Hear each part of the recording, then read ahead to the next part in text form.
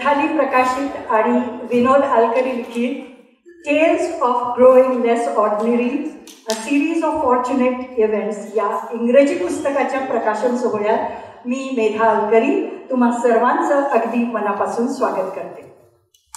म्हणजे अनुभव, मग ते प्रवासातील असो वा आयुष्यातील, इतरांना ते सांगावे ही मला वाटतं माणसाची एक स्वाभाविक उर्मी असते, नाही का.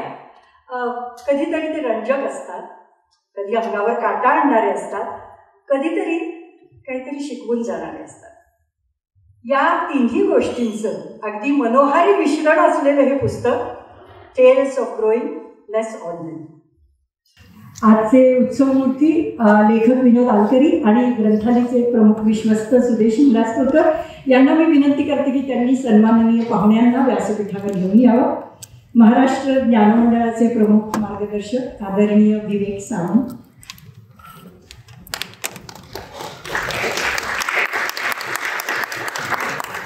व्यवसाय सल्लागार सन्माननीय विवेक गोविलकर,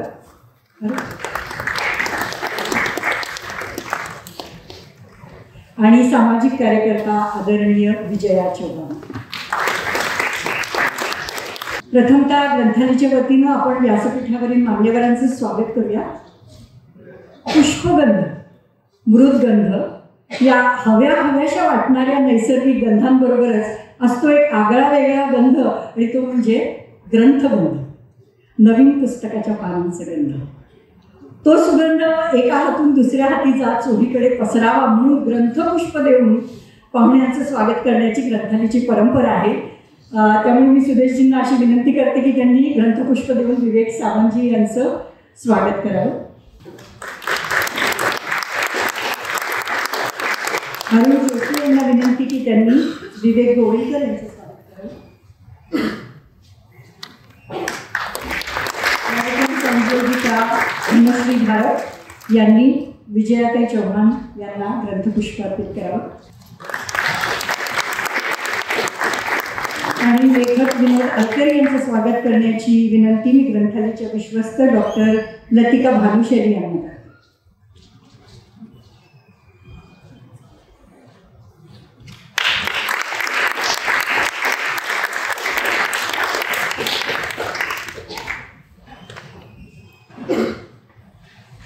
मित्रहो, ग्रंथालय ही अग्रगण्य वाचक चळवळ सुरू होऊन 47 वर्ष झाली. 50कडे वाटचाल करत असलेल्या या संस्थेकडे पाहिलं की आपल्या लक्षात येतं की काळानुरूप बदलत संस्थेच्या विश्वस्तांनी ती किती अद्ययावत ठेवली, आणि त्याचबरोबर त्यांनी वाचकांच्या मनातील त्या संस्थेविषयीचा आदर तसूभरही कमी होऊ दिलेला नाही. उलट दर्जेदार पुस्तकांबरोबरच विविध प्रकारचे डिजिटल कार्यक्रम मिळाल्यामुळे वाचकांच्या मनात दिवसागणिक तो जो आदर आहे तो वाढतच चालला. मी आता ग्रंथालयाचे प्रमुख विश्वस्त सुदेश इंगलासपूरकर यांना विनंती करते की त्यांनी प्रकाशकाचं मनोगत सादर करावं. नमस्कार, रसिक हो, आपण सर्वांचं मी स्वागत करतो. ग्रंथालय प्रकाशित विनोद आलकरी लिखित tales of growing less ordinary या पुस्तकाचं प्रकाशन Vivek Sawant, chief mentor NKCL यांच्या हस्ते व मान्यवर पाहुणे विवेक गोविलकर, व्यवसाय सल्लागार व लेखक, विजया चौहान, सामाजिक कार्यकर्ते यांच्या उपस्थितीत आज होत आहे. ग्रंथालयाची आनंदाची गोष्ट आहे. आजची उत्सवमूर्ती विनोद आलकरी यांच्या घरी मी मेधा आलकरी यांना लेखिका म्हणून भेटायला जायचो आणि एक निवेदिका म्हणून ग्रंथालयाच्या. तर त्यावेळी मला त्यांच्याशी बोलण्याचा योग यायचा, आणि मग त्यावेळी त्यांच्याशी गप्पा मारताना ते मला त्यांचे काही आधी कॉर्पोरेटमध्ये असतानाचे अनुभव सांगायचे, आणि युनिसेफमध्ये असेल त्यांचे काही अनुभव हे सांगत होते. आणि मला जे कुतूहल होतं युनिसेफबद्दल ते म्हणजे मी विजया चौहानच्यामुळे चंद्रपूर, यवतमाळ, गडचिरोली, भंडारा या जिल्ह्यांमध्ये एक्झिबिशन्स पुस्तकांची घेऊन गेलो, आणि काही कार्यक्रम, काही वर्कशॉप त्यासाठी जात होतो. तर त्यांचे मी वेगळे जे ऐकलेले अनुभव होते, मला असं वाटत होतं की त्याचं पुस्तक झालं पाहिजे. आणि आत्ता जी तरुण मंडळी आहे ती जशी कॉर्पोरेटमध्ये सर्व्हिसला जाणार आहे तशी ती काही युनिसेफमध्ये जातील किंवा सामाजिक चळवळीत असतील, तर त्यांना या अनुभवांच्या पुस्तकाचा उपयोग होऊ शकेल म्हणून हे पुस्तक आम्ही करायचं ठरवलं. आणि ते काही मराठीत लिखाण करत नव्हते, जसे मेधाताई करत होत्या. आणि मेधाताई त्यांच्यावर ज्यावेळी फिरल्यावर त्यांनी प्रवासामध्ये लिहिले आणि त्याचं पुस्तक ग्रंथालयाने केलेलं आहे. तर त्यांचं पुस्तक आधी इंग्लिशमध्ये येईल, नंतर ते ग्रंथालय मराठीत करेल असं ठरलं आणि त्याचा इंग्रजी पुस्तक आम्ही प्रकाशित करतो. खरंच मला त्याचा आनंद झाला. या पुस्तकाचं जे लेखन मुखपृष्ठ आहे ते सतीश भावसर यांनी केलेलं आहे. या पुस्तकास रुपर्ट डाल्बोट यांची प्रस्तावना लाभलेली आहे. आता मी तुमच्याशी जो पुढचा सगळा मनोगत जे व्यक्त करणार तुमच्याबरोबर ते ग्रंथालयाबद्दलचं आहे. ग्रंथालयाचं आमचं 48वं वर्ष आहे. आमचं आता 48वं वाचक दिन 25 डिसेंबरला साजरा आहोत. त्या दिवशी आम्ही 6 पुस्तकांची प्रकाशनं करणार आहोत आणि त्यानंतर एक मुलाखत होणार आहे उषाताई मंगेशकर यांची. ती मुलाखत मंगला काडेलकर घेणार आहे. तर त्या कार्यक्रमाला सर्वांनी यावं असं मी या निमित्ताने तुम्हाला सर्वांना आग्रहाचं निमंत्रण देतो. दरमहा आम्ही शब्दरूपी मासिक काढतो. त्याची 400 रुपये वार्षिक वर्गणी आहे. तुम्ही जर ती भरली तर तुम्ही ग्रंथालयाच्या संपर्कात राहू शकता. 1 मे 2019 पासून आम्ही डिजिटल माध्यमाद्वारे वाचकांशी संपर्क करायचं ठरवलं आणि आम्ही काही कार्यक्रम सुरू केले. त्यातला पहिला आम्ही जो कार्यक्रम सुरू केला तो साहित्याच्या पारावरती. त्यात 2 लेखक आणि 2 वाचक सहभागी होतात. लेखक आपल्या पुस्तकाबद्दल आपलं मनोगत मांडतो आणि वाचक त्या पुस्तकाबद्दल आपलं मत नोंदवतो. दुसरा जो आमचा कार्यक्रम आहे तो राजेश श्रीखंडे जागतिक अभिजात साहित्याची ओळख मराठीतून करून देतात. या कार्यक्रमाचं नाव आहे ग्लोबल साहित्य सत्र. याचे आतापर्यंत त्यांनी एकूण 25 भाग केलेले, 100 भाग आम्ही करणार आहोत. तिसरा जो आमचा कार्यक्रम आहे तो ज्येष्ठ पत्रकार संजीवनी खेर या देशी विदेशी महिला लेखिकांची अभिजात साहित्याची ओळख करून देतात. याचे आमचे एकूण 25 भाग झालेले आहेत. त्याचे आम्ही एकूण 100 भाग करणार आहोत आणि मग त्या 100 भागांची पुस्तकंही आम्ही काढणार आहोत. ग्रंथालयाला नुकतीच एक चांगली शासनाने जागा बँड्रा येथे दिलेली. त्यामुळे प्रतिभांगण नावाने एक चांगलं वर्कशॉप घेता येईल, काही ॲक्टिव्हिटी करता येईल असं एक सेंटर तिथे उभारलेलं आहे. त्या सेंटरचं नाव आहे प्रतिभांगण. त्या प्रतिभांगणमध्ये आम्ही त्या नावाचं एक चॅनलही सुरू केलेलं आहे. त्या चॅनलच्या माध्यमातून आम्ही जाणता सुजाण पालकत्व हा फ्रान्सिस डेमिलो यांचा दर महिन्यातनं 2दा व्याख्यानं मी आयोजित करतो आणि ती त्यातनं सादर केली जातात आणि दाखवली जातात. दुसरा आमचा कार्यक्रम आहे विज्ञानधारा शरद काळे यांचा. आम्ही शाळांमध्ये जाऊन मुलांसाठी विज्ञानामध्ये मधलं जे कुतूहल आहे, मुलांना जे काही प्रश्न पडलेले आहेत याच्या प्रश्नोत्तरांचा कार्यक्रम करतो. तो रेकॉर्ड करतो आणि आमच्या यूट्यूब चॅनलच्या माध्यमातून आम्ही टाकतो. तिसरा आमचा जो कार्यक्रम आहे तो म्हणजे कॉर्पोरेट गप्पा. कॉर्पोरेट म्हणजे मराठी एखादी व्यक्ती जिला लिटरेचरची आवड आहे आणि कॉर्पोरेटने तिने काहीतरी चांगलं काम केलं आहे तिच्याशी गप्पांचा कार्यक्रम आहे. तो आम्ही प्रतिभांगणमध्ये करतो. चौथा आमचा जो कार्यक्रम असणार आहे तो म्हणजे जीवनोत्सव. यश वेलणकर महिन्यातनं एकदा तो सादर करतील. आणि 5वा जो कार्यक्रम असेल तो कॉलेजच्या विद्यार्थ्यांसाठी ईशान आर्य म्हणून जो ऑस्ट्रेलियातला आमचा मित्र आहे तो कॉलेजच्या मुलांसाठी कार्यक्रम करेल. तर अशा प्रकारचे विविध कार्यक्रम ग्रंथालय करत असते. मी म्हटलं तसं 25 डिसेंबरला आमचा वाचक दिन आहे. 24 डिसेंबरला फक्त तिच्यासाठी संघर्ष गर्भपाताच्या हक्कासाठी हे डॉक्टर स्मिता दातार यांचं पुस्तक आम्ही नंदादीप हायस्कूलमध्ये प्रकाशित करणार आहोत मृदुला वाटकर यांच्या हस्ते. 25 डिसेंबरला आमचा वाचक दिन आहे. 29 डिसेंबरला अशोक नायगावकर यांची आम्ही 75 साजरी करणार आहोत. आता इथे अशोक नायगावकर आलेले आहे. त्याच्या नवीन कविता संग्रहाचं प्रकाशन होईल आणि त्याच्याबद्दलच्या काही आठवणींचं एक वेगळं पुस्तक नायगावकर वगैरे वगैरे त्या पुस्तकाचं प्रकाशन होईल. तर अशा प्रकारचे कार्यक्रम ग्रंथालय डिसेंबरमध्ये करणार आहे. हीरक महोत्सवानिमित्त ग्रंथालयाने 3 खंड प्रकाशित केले होते. विज्ञान तंत्रज्ञानातील 3 हीरक महोत्सवी महाराष्ट्र, मोहरा महाराष्ट्राचं, मराठी राज्यातले मराठीचे वर्तमान. तर ही सगळी पुस्तकं आम्ही बाहेर मांडलेली आहेत. तुम्ही जाताना बघू शकता. आणि आज जे प्रकाशित होणारं पुस्तक आहे याची मूळ किंमत 350 रुपये आहे. तुम्हाला ती सवलतीत 200 रुपयात मिळू शकेल. एवढं बोलून मी माझं मनोगत थांबवतो. धन्यवाद. ग्रंथालयाचं अजून एक वैशिष्ट्य असं आहे की ते नवोदित लेखकांना नेहमी संधी देत असतात आणि मला सांगायला अतिशय आनंद वाटतो की माझं सुद्धा पहिलं पुस्तक ग्रंथालयाने प्रसिद्ध केलं होतं आणि आज माझ्या मिस्टरांचं प्रकाशित होतं आहे त्याचा मला अगदी अपूर्व आनंद आहे. पण इथे मला एक योगायोग सांगावासा वाटतोय की माझं पहिलं पुस्तक जेव्हा प्रकाशित झालं होतं हाच दिवस होता, हीच तारीख आणि हीच वेळ. त्यामुळे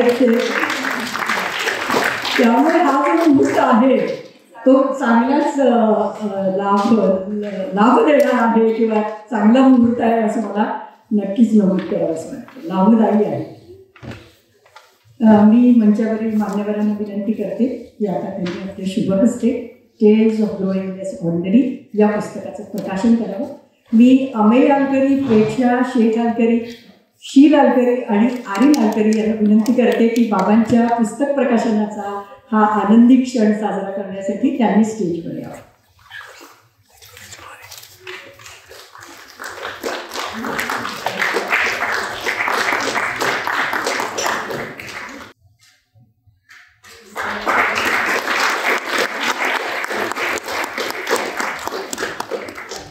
मंडळी, अगदी सुरुवातीला म्हटल्याप्रमाणे हे पुस्तक म्हणजे अनुभवांची शिदोरी आहे.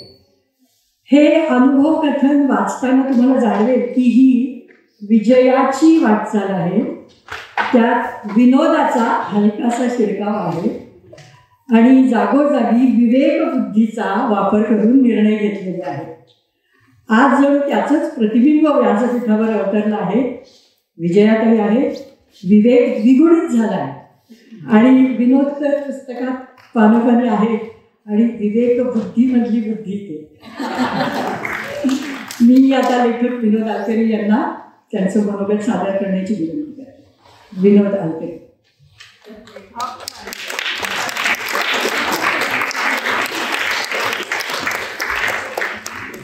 Good evening, ladies and gentlemen. Since the book is in English, I thought I would express myself in English as well. I am glad that Mr. Vivek Sawant, Mr. Vivek Kovilkar, Vijaya Chauhan, I'm sorry, I always just say Viju. Vijaya Chauhan is the right name, but she is my colleague, so I will always call her Viju Chauhan. They are presiding over the function. Thank you all for coming together here. What was not to be the book till a couple of months back has turned into reality. I started writing the book before the corona thing appeared on the scene. And after doing half the book, I managed to lose the document completely from my computer. Even from backups of backups didn't have it. So it just disappeared. So I thought maybe it's not destined to be around. So I gave it up. But later, Mr. Inglas Purkar also came and said that I need to revive those thoughts, and so that's how the book comes about. So all is well, that ends well. As a debut writer, I was on a very steep learning curve, and the publication of the first book, a writer writes, is once in a lifetime event. I'm very glad that you all are here to join that moment with me. As I started writing my thoughts, the idea was that I would put it as it happened, the life cycle approach. There are different styles of writing where the reader needs to go back into future and present and go back into past, and the whole thing is brought together in the end, but you need to be a great writer to do that, which I am not. So I decided to state it exactly how things happened one after the other. What I did not want was the book should appear as random thoughts put together here and there. It has to have some kind of a flow. But the patchwork type of anything, there is a very nice saying in Hindi, not sure if you had heard about it, but it says it that kahin ki eat, kahin ka roda, Bhanumati ne kunba joda. So that's not what I wanted to happen. So as the book was getting completed, the difficult task of finding the right title came about. There were many ideas that were floating around. Some of them kind of gave an impression that it is some kind of a tour book going from A to Z. So it was not very easy till a gentleman called Zaki Ansari appeared on the scene. And he is the one, he has suggested the title. He said it has to be unusual in the sense that it should pique the interest of the person who looks at the title. So full credit goes to him for suggesting such an unusual title. He also managed to do the back cover, which also you all are readers, you will have a look at it sooner. It was also presented in a very different way. So I am thankful to you, Zaki, for all you did for the book. He mentioned in one of his sentences that the world is built on stories, not on items, he says. Which is right. All of us have stories to tell. Some are big, some are small, some are difficult, some are humorous, funny, whatever. But these stories are there, waiting to be told. And I have tried one to do myself. When we say stories, they lend to our experiences also, through which we learn. Sometimes we learn the hard way, sometimes it is relatively easy. But yes, we do learn the hard way. All of us do that. To share my experiences and what I learned from that, I thought would be an idea, so that those who are interested in reading the book, we would not make those kind of mistakes. Why purchase trouble, as we normally call. So in this relation of sharing experiences and learning, I remember an old English saying, it's a bit longish, but I remember it. Says there's those who do not drink from the oceans of experience are destined to die of thirst in the deserts of ignorance. It's a very profound saying, and I really liked it, so I use it very nice. In the book, when you read it, there will be a term used, out-of-box thinking. Now this is more easily said than done. There is an example in the book you will find, but there is another one which I always like that I will share quickly with you. It's the story of an old man who got fed up of the city life where a lot of noises and distractions were there. He wanted to live in peace. So he goes and buys a house in a small village and started living there peacefully for a week before the schools start nearby. Then he noticed that the school children, after the school hours are over, came around and walking on the road, and they would kick around a tin, Coca-Cola tins, and for added advantage, they will put pebbles into it to make even more bigger racket. And it would disturb his peace. Right? So he was wondering, for all the things that I came here, I am still facing the same problem. The usual thinking would be, and how to solve it would be, that he would have complained to, say, school, for example, or complained to the parents of these children, or he himself could have kind of warned them and all that. But then he thought, this is where the crux comes.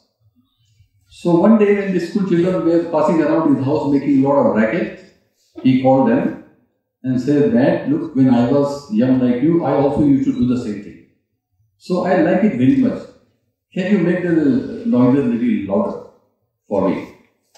And in return, I will give you $1 every week, with which you can buy some sweet meats and whatever you want to do. This continued for 2-3 weeks. He gave them $1 a week. In the week 4, he told his children that, listen, I have a bit of problem with the money, so I'll give you $50. So they agreed somehow. And this went up for 3 weeks. In the 4th week again he said that, listen, I have some huge medical bill to deal with, so I can give you only 25 cents. They complained. It is too small an amount, but he said, please bear with me. And the next 4 weeks later, he called them and said, sorry, I can't give you anything. I just don't have the money. So the children said that if you don't give the money, we are not going to kick the cans around your house. So this is the out of thinking, way of thinking. So he got the problem sorted out, but not in the usual way that one would have thought. So as the experiences come in the book, it reminds me of mostly Maharashtrian homes. You will hear parents saying, "Are त्याच्याकडून काहीतरी शिक," trying to kind of coax their children to learn from somebody. Yeah, fair enough. But I had a different take on it. I would like to learn from others, but I would like to learn what not to do. To do, we all know what to do, but what not to do is something we can learn easily from others. That is again Why repeat mistakes when you have already seen it happening? So in the years that I have spent professionally, my best learnings from those years, I would say, is one, value time. Your time and others' time. We must value. But this value thing sometimes also backfires in the sense that while in Amman, I had to go for a dinner at the Japanese ambassador's home. And the big mistake I made was that I reached there 3 minutes before time. I was not really, I didn't wanted to go into the house 3 minutes before, but then his staff were there waiting for the people to arrive, and they took me inside. So I arrived at 3 minutes before time, only to find the ambassador and his other colleagues standing there, and they were a little perplexed because I landed there before the given time. All other came a bit later on, 10-15 minutes. So time is important also in the other way. Don't go too early and make your host uncomfortable. The second one is about treating people with respect. It does not matter who the person is or what level they may be in an organization or whenever you meet them. And this is something I learned from an unlettered Nepali laborer working in Himachal Pradesh. He was not educated, he was not an engineer, he was just a laborer. But that's what I learned from him because he gave me that lesson. Third is about not promising anything that you cannot deliver. Whether it is to your friends or children or colleagues, organization, whoever. Make sure that if you promise something, then you deliver something. False promises are bad. And last thing, first do and then tell. Many people have this idea of already announcing that this and that is going to happen and I am going to do that. Many times it does not happen. So do that first. In fact, this book, as it came about, till it went for editing to Mr. Zaki, only 2 or 3 people knew that the book is in the offering. I just wanted to keep it as first do and then tell. Anyway, international assignments, there is something which we all learn from. When you go to any country to work there, you are an unofficial ambassador of your country. Nobody appoints you, nobody gives you anything. You have to be there in such a way that people do not find fault with you. Because in which case they basically are pointing finger at your country. People say, yeah, we had a colleague, oh, that Indian, oh, he was very rash. It goes like that. So we have to be careful about that. Well, I cannot thank enough my colleagues because they contributed immensely to my progress in various organizations. Especially to my colleagues and one time boss, Rupert, who were instrumental in getting into UNICEF, and later on also he was kind of mentored me all through years. In the book you will find that I have mentioned names of my team members. Now those names actually would not mean anything to you. You do not know them. But for me, those have been the pillars of strength that helped me go around in the organization, so I thought I must mention them. I should be always grateful to them. Big thanks to my parents, especially to my mother, for all she did for me and my siblings. I wish she was here, but that is just a wishful thinking now. Thanks are due to my family members, my sister and niece. They flew in from Bangalore just for this function. Without Meda, I could not have progressed this far. She was instrumental in my moving around and up. When I make this statement, I would like you to read between the lines. It means that she has been controlling the strings all along. Not only at home, but even in this function is the same. That said, she is an author in her own right, and she has published a couple of books also. Thanks to Mr. Zaki for editing and title. He spent sleepless nights editing my narrations in what I call engineer's English. And to Mahesh Kuturkar for coordinating this whole effort.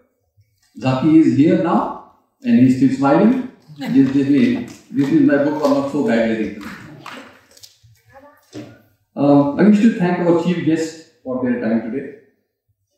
They are writers of repute and have achieved excellence in their own fields. Viju has seen me grow in UNICEF. Our friendship goes back long years. So thank you, Viju, for being with us today. And thanks to Mr. Sudesh Indraspurkar for making the case for me to write this book and for getting it printed with a short deadline. This occasion today is a special one, as our son Ameya, daughter-in-law Preksha, and our grandchildren Sheel and Arun from the US are with us today. Lastly, I asked myself, is this a journey worth repeating? On the professional front, yes. But as a chronicler of the story, I am still debating. Thank you very much.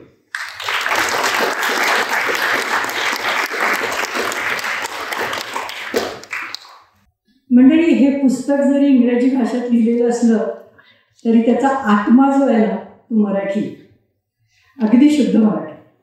म्हणूनच हा कार्यक्रम मराठीत करायचा असं आम्ही ठरवलं आणि जाहीरपणे मला सूत्रसंचालन करता आलं, सूत्र सांभाळता. I would now like to call upon Mr. Zaki, who edited the book so well and also suggested the beautiful title for the book. Granthali would like to present him with a small token of appreciation. Mr. Zaki. I would like Mr. Vivek Samant to present the medal. Great pleasure.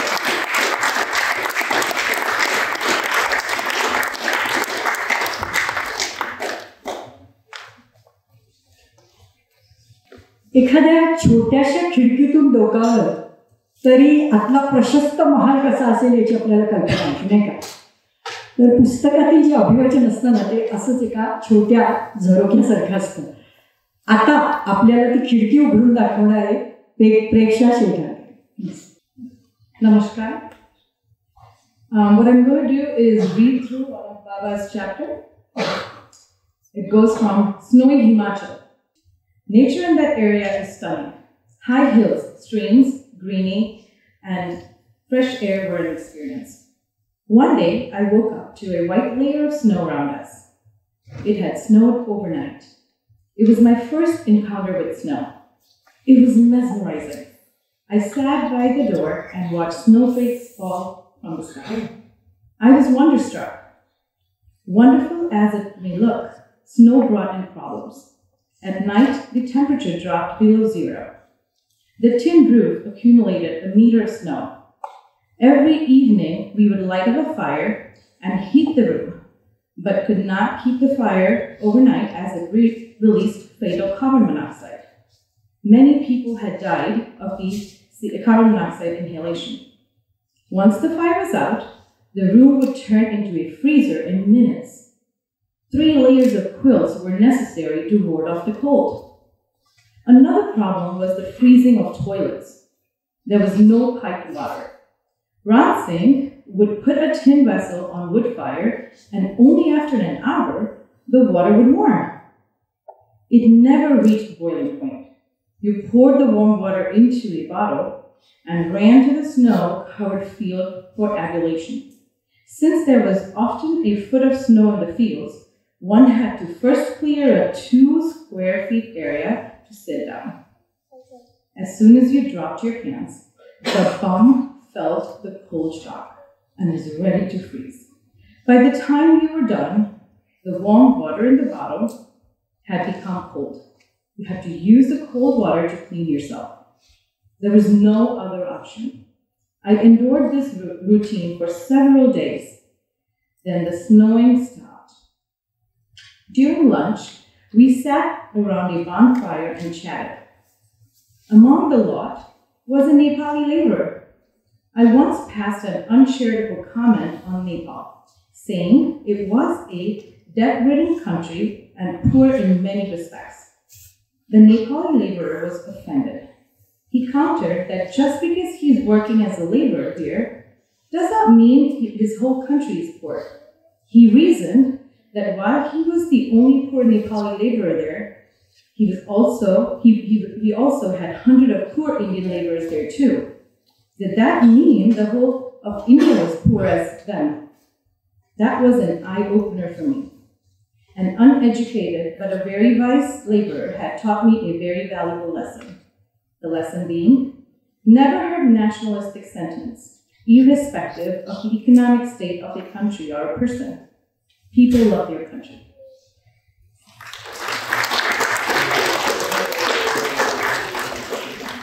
Thank you Krishna. म्हणजे सूत्रसंचालनातला माझा आवडता भाग म्हणजे ना पाहुण्यांची ओळख करून देणं. पण आज मात्र माझे हात बांधलेले.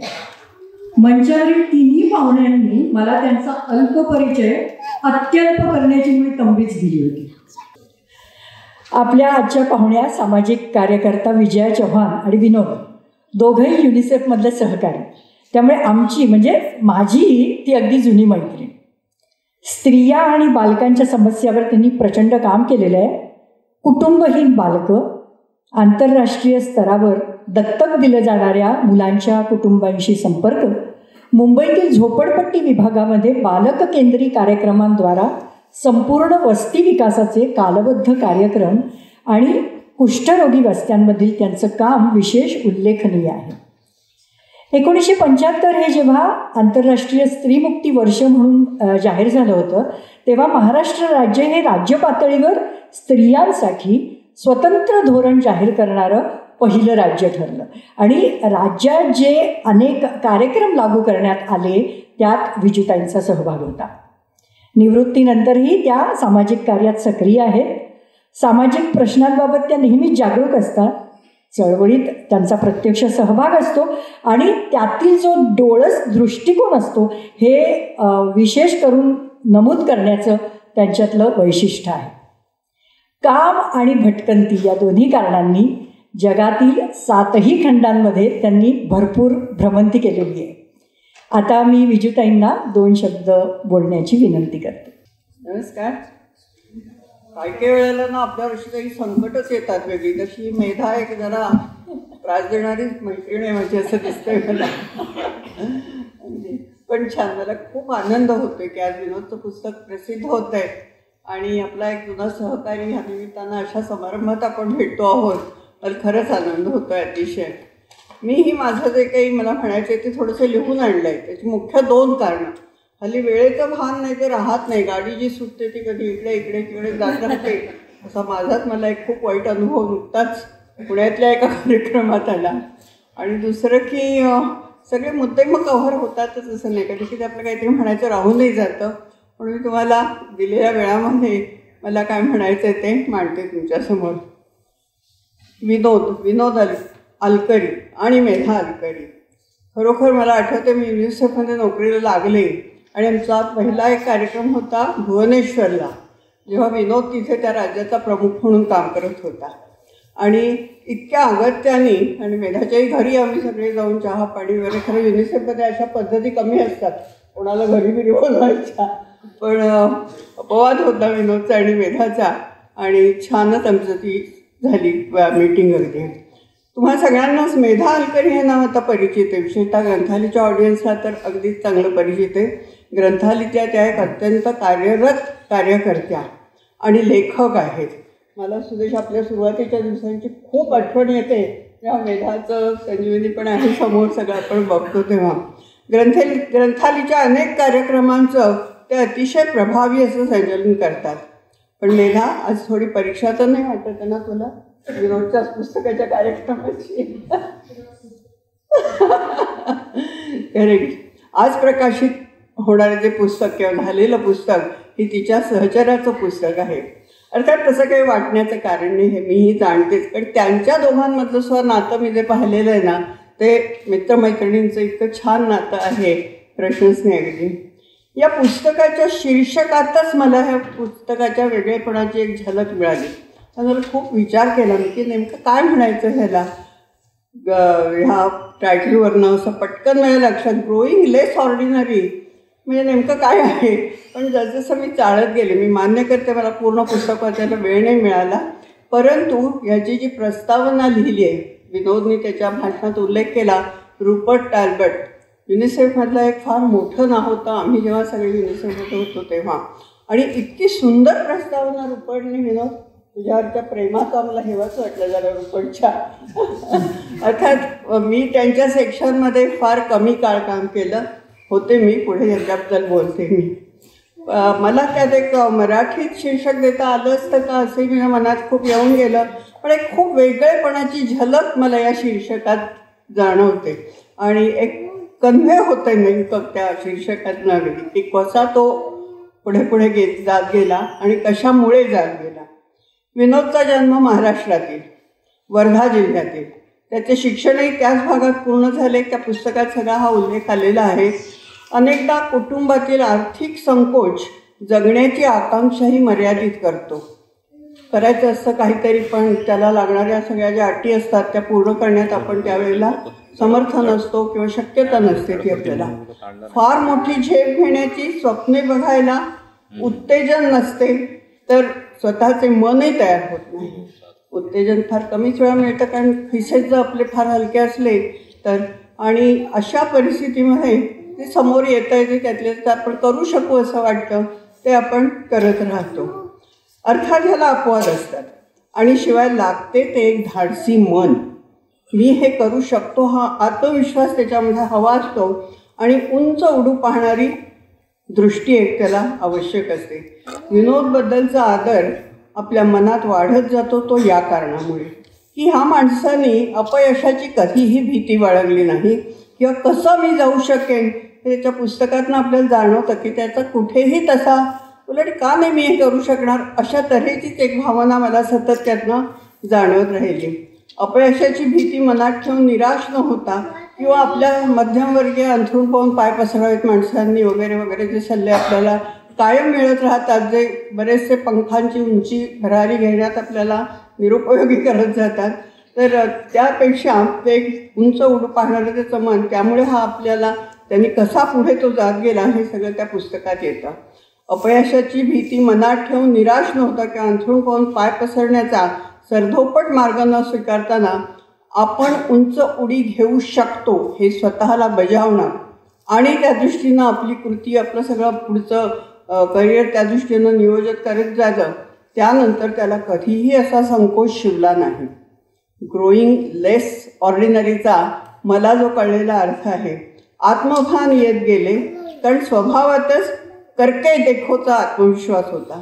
जगण्याशी दोस्ती करत एक प्रकारची रिस्क स्वीकारण्याची त्याची धडपड आणि ह्या माझ्या सहकार्याने ती कायम दाखवली आणि परिणामी त्याने एक इतकं सुंदर वेगळं आयुष्य तो जगला की खरंच छान वाटतं असं ते त्याचं सगळं समजावून घेताना. जे त्यांनी जगण्याशी दोस्ती करत एक प्रकारची रिस्क ही घेतल्यामुळे त्यांनी एक वेगळेच आयुष्य अनुभवले, जे मिळवले आणि जे तो जगला ते कदाचित अवघड किंवा अविश्वसनीय वाटू शकेल, परंतु मेधाच्या समर्थ संगतीने तो पुढे पुढे जात राहिला आणि त्यामुळे कदाचित हे लेस ऑर्डिनरी शीर्षक त्यांना सुचलं असावं असं मला वाटतं. विनोद, तुझं खूप खूप अभिनंदन आणि तुम्हा दोघांचाही हा गौरव. आजची निवेदक मेधा ही त्याची पत्नी, सूर्य होता रात्रीला, स्वप्न पंखांना आकाश थिटे, सागरातील हिमशिखरे या शीर्षकांवरूनही तुम्हाला तिच्या ह्या लेस ऑर्डिनरीचा कदाचित प्रत्यय येऊ शकेल.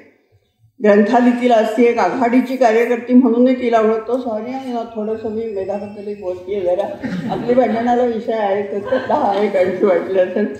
ज्या ज्या देशात ते दोघे गेले तेथे होणाऱ्या वास्तव्यात त्यांनी तो देश समजावून घेतला.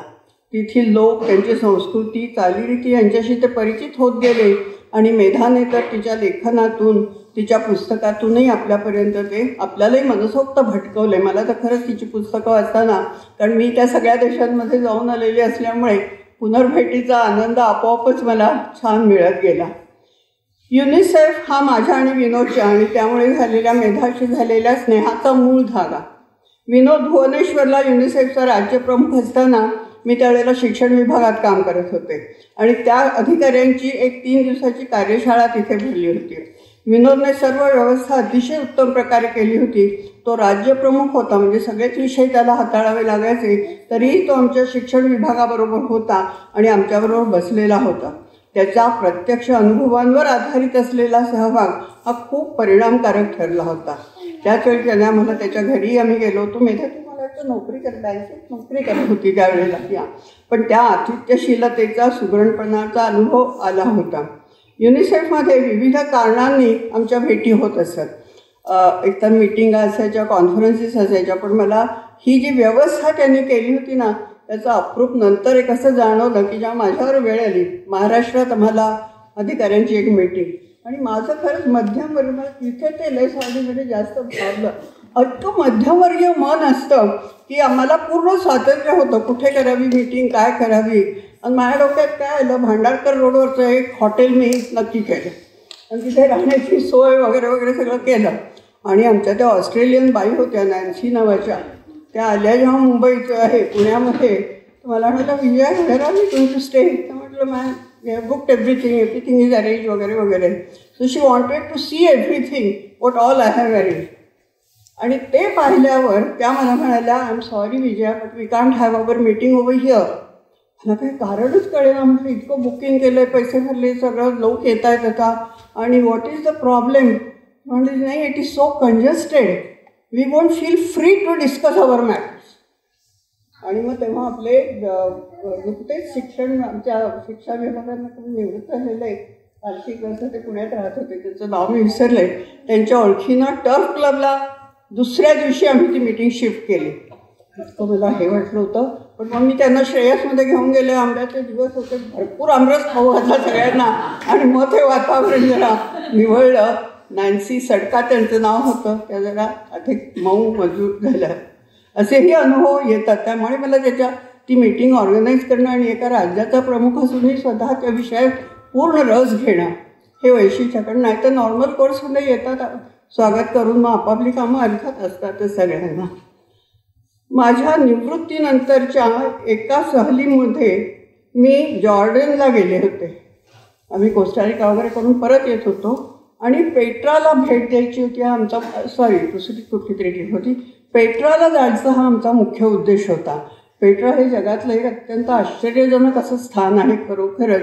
आणि त्यानंतर आम्हाला अमानमध्ये 2 दिवस राहता आलं, जॉर्डनच्या राजधानीत, जिथे विनोद आणि मेघा होते त्यावेळेला.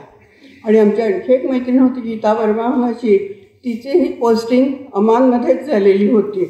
गीता वर्मा आणि विनोद अलकारी हे दोघे त्यावेळी तिथेच असल्यामुळे युनिसेफ कार्यालयात त्या दोघांच्या भेटी, मनसोक्त गप्पा, त्यांचे अनुभव ह्या देशात, त्याच्या आधी तो इराकला होता, नायजेरियाला होता, कसे ते 2 दिवस सरले हे खरोखर कळलं नाही. आणि त्याहूनही सुंदर भेट मला जी मिळाली ती मेधाने नेलेल्या जेराश येथील एका प्राचीन संस्कृतीची ओळख करून घेण्याची. पेट्रा जरी मी बघून आले होते तरी विनोदनी सुचवलं, विजय तू आहेस एक दिवस, तर तू जेराशला का नाही जाऊन येत. आणि ही आनंदानं तयार झाली. आम्ही दुसऱ्या दिवशी दोघे. आणि जेराश ही पण जगातली अत्यंत अप्रतिम सुंदर जागा, प्राचीन अवशेष, ती दगड, तिथल्या इमारती, हळूहळू डोळ्यासमोर येते. पुन्हा जायला पाहिजे आपल्याला. अगदी खरोखरच. आणि विनोदने आग्रहाने ते जेराशला जा म्हणून सांगितले आणि मेधाने तर माझी गाईड होण्याचे मान्य केले. रात्री आल्यानंतर खास दसऱ्यानिमित्त केलेले श्रीखंड, पुरी भाजी, वरण भात, परदेशात हिंडताना जे काय आपल्याला खावं लागतं सगळं आणि जे खात राहतो त्याच्यावर हा उतारा जो मेधाने इतक्या कलात्मकतेनं दिलेला होता की मला विनोदच्या आनंदाचं आणि कर्तृत्वाचं रहस्य ताबडतोब कळलं की वाय सो इफेक्टिव्ह आणि हे करतो. जेराश, पेट्रा याबद्दल मी अधिक बोलत नाही कारण मी वाहवत जाईन त्याच्यामध्ये, पण ही जागा आणि वेळही नव्हे. आणि आता काय संगणकावर सगळंच आपल्याला पटकन बघता येतं. विनोद, मी मान्य करते मला पूर्ण पुस्तक वाचणं नाही जमलं, पण रुपर्टने लिहिलेली प्रस्तावना आणि पुस्तकातील सुरुवातीची काही पानं मी काय, आणि रुपर्टच्या प्रस्तावनेनं त्याला खूप भरून आलं. त्यांनी इतक्या सहजपणे विनोदमधले गुण, विनोदचं कर्तृत्व, विनोदमधली कौशल्य, त्याची इतके सुंदर. रुपर्ट हा आमच्या वॉटर सॅनिटेशन सेक्शनचा चीफ होता. तो यायचाच म्हणजे असा कामगारासारखा ड्रेस घालून येतात सारखे, 2 पट्टे आणि ते इथपर्यंत घातलेला असलेला सगळा ड्रेस. गंमत वाटायची की हा माणूस असा येतो ऑफिसमध्ये. कुठल्याही क्षणी पानं हातात घेऊन कुठल्याही गाडीखाली जायची त्याची तयारी असायची खरोखर. आणि मी स्वतः काही काळ सॅनिटेशन विभागात जास्त काम केलं.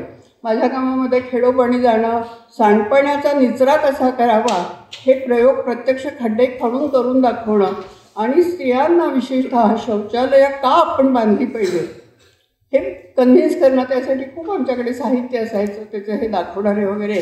त्यामुळे मी त्यांच्या सेक्शनमध्ये काही काळ काम केलं. आणि मग आमच्या मीटिंग्स मी तुम्हाला सांगितलं, सुंदर मीटिंग्स, खरोखर ती चर्चा त्या सगळ्या गांभीर्याच्या प्रश्नाचं समजावून घेणं आणि युनिसेफसारख्या संस्थेला काय ह्याच्यात भूमिका करता येईल त्याचं एक भान ठेवणं. त्यांनी सांगितलं तोनात प्रॉमिसेस कधी द्यायची नसतात, कारण काय घडेल जमिनीवर तेही आपल्याला कळलं पाहिजे आणि आपण कुठपर्यंत धावू शकतो तेही आपल्याला कळलं पाहिजे. तर अशा त्या सगळ्या इतक्या एनरिचिंग डिस्कशन्स आणि ती असायची. That was the best part of my life really. तर त्याची ही जी काही सुरुवातीची पानं मी चालू शकले, धोके पत्करत, आव्हाने स्वीकारत पुढे जात राहण्याच्या विनोदच्या स्वभावाचा आपल्याला त्यातनं प्रत्यय येत राहतो. आत्मविश्वास आणि जिद्द हे त्याचे सहज भाव आहेत. युनिसेफच्या मुंबई कार्यालयात काम असताना काही काळ मी पण वॉटर सॅनिटेशन विभागात काम केलं. गुजरात, महाराष्ट्र, गोवा या भागात मी खेडोपाडी जात असे. शौचालयांचा प्रसार आणि घरातील सांडपाण्याचा योग्य निचरा या संदर्भातील काम मला तिथे दिले गेले होते. कोणत्याही गावात गेल्यावर आपली खूण होती. सरपंचांना भेटायला लागायचं सरकारी पद्धतीनं सगळं. तर जिथून जास्त पाण्याचा ओघळ वाहत आलेला आहे घाण पाण्याचा, त्याचं मूळ शोधलं की ते सरपंचांचं घर, कारण जास्त पाणी तेच वापरू शकायचे. बाकीचे कोण कुठून पाणी वाहून आणणार आणि किती वापरणार, अशा तऱ्हेचा तो सगळा भाग होता. खूप सुंदर दिवस गेले आणि हा लोकांच्या मुळात आमचा आणखी एक सहकारी मला भेटला, अरुण आलेला आहे इथे. विश्वास आला आहे का नाही? विश्वास नाही आले ना. एनिवे, पण कारण मी फार थोडा काळ त्यांच्या सेक्शनमध्ये होते, पण फार मजा आली मला त्या काळात अगदी. विनोद आणि मेधा ही एक अत्यंत दिलदार आणि मोकळ्या स्वभावाची जोडी. जगभर भटकंती हा आमच्यातील समान धागा आणखी एक. बिसाइड्स युनिसेफ आम्हा तिघांनाही भरपूर भटकायला आवडतं. भेट दिलेली ज्या संख्या पाहिली देशांची त्याच्या पुस्तकात त्याचा रेफरन्स थोडा दिलेला आहे. तो तुम्ही अजून माझ्या मागे आलं. I am still ahead of it, better note it. पण ते लवकरच पुन्हा भ्रमंती सुरू करतील याची मला खात्री आहे. तुम्हाला जळवण्यासाठी नव्हे पण उद्युक्त करण्यासाठी मी मुद्दाम बोलते आहे. तर तुम्हा दोघांनाही पुढील भटकंतीसाठी माझ्या खूप शुभेच्छा. ग्रंथालयाने मला ही संधी दिली माझ्या या दोन आवडत्या मित्रांचं जाहीर कौतुक करण्याची. सुदेश, नाही तर घरचं म्हणून नेहमी आम्हाला आपले पुस्तकं उचलून मी काय करत होतो.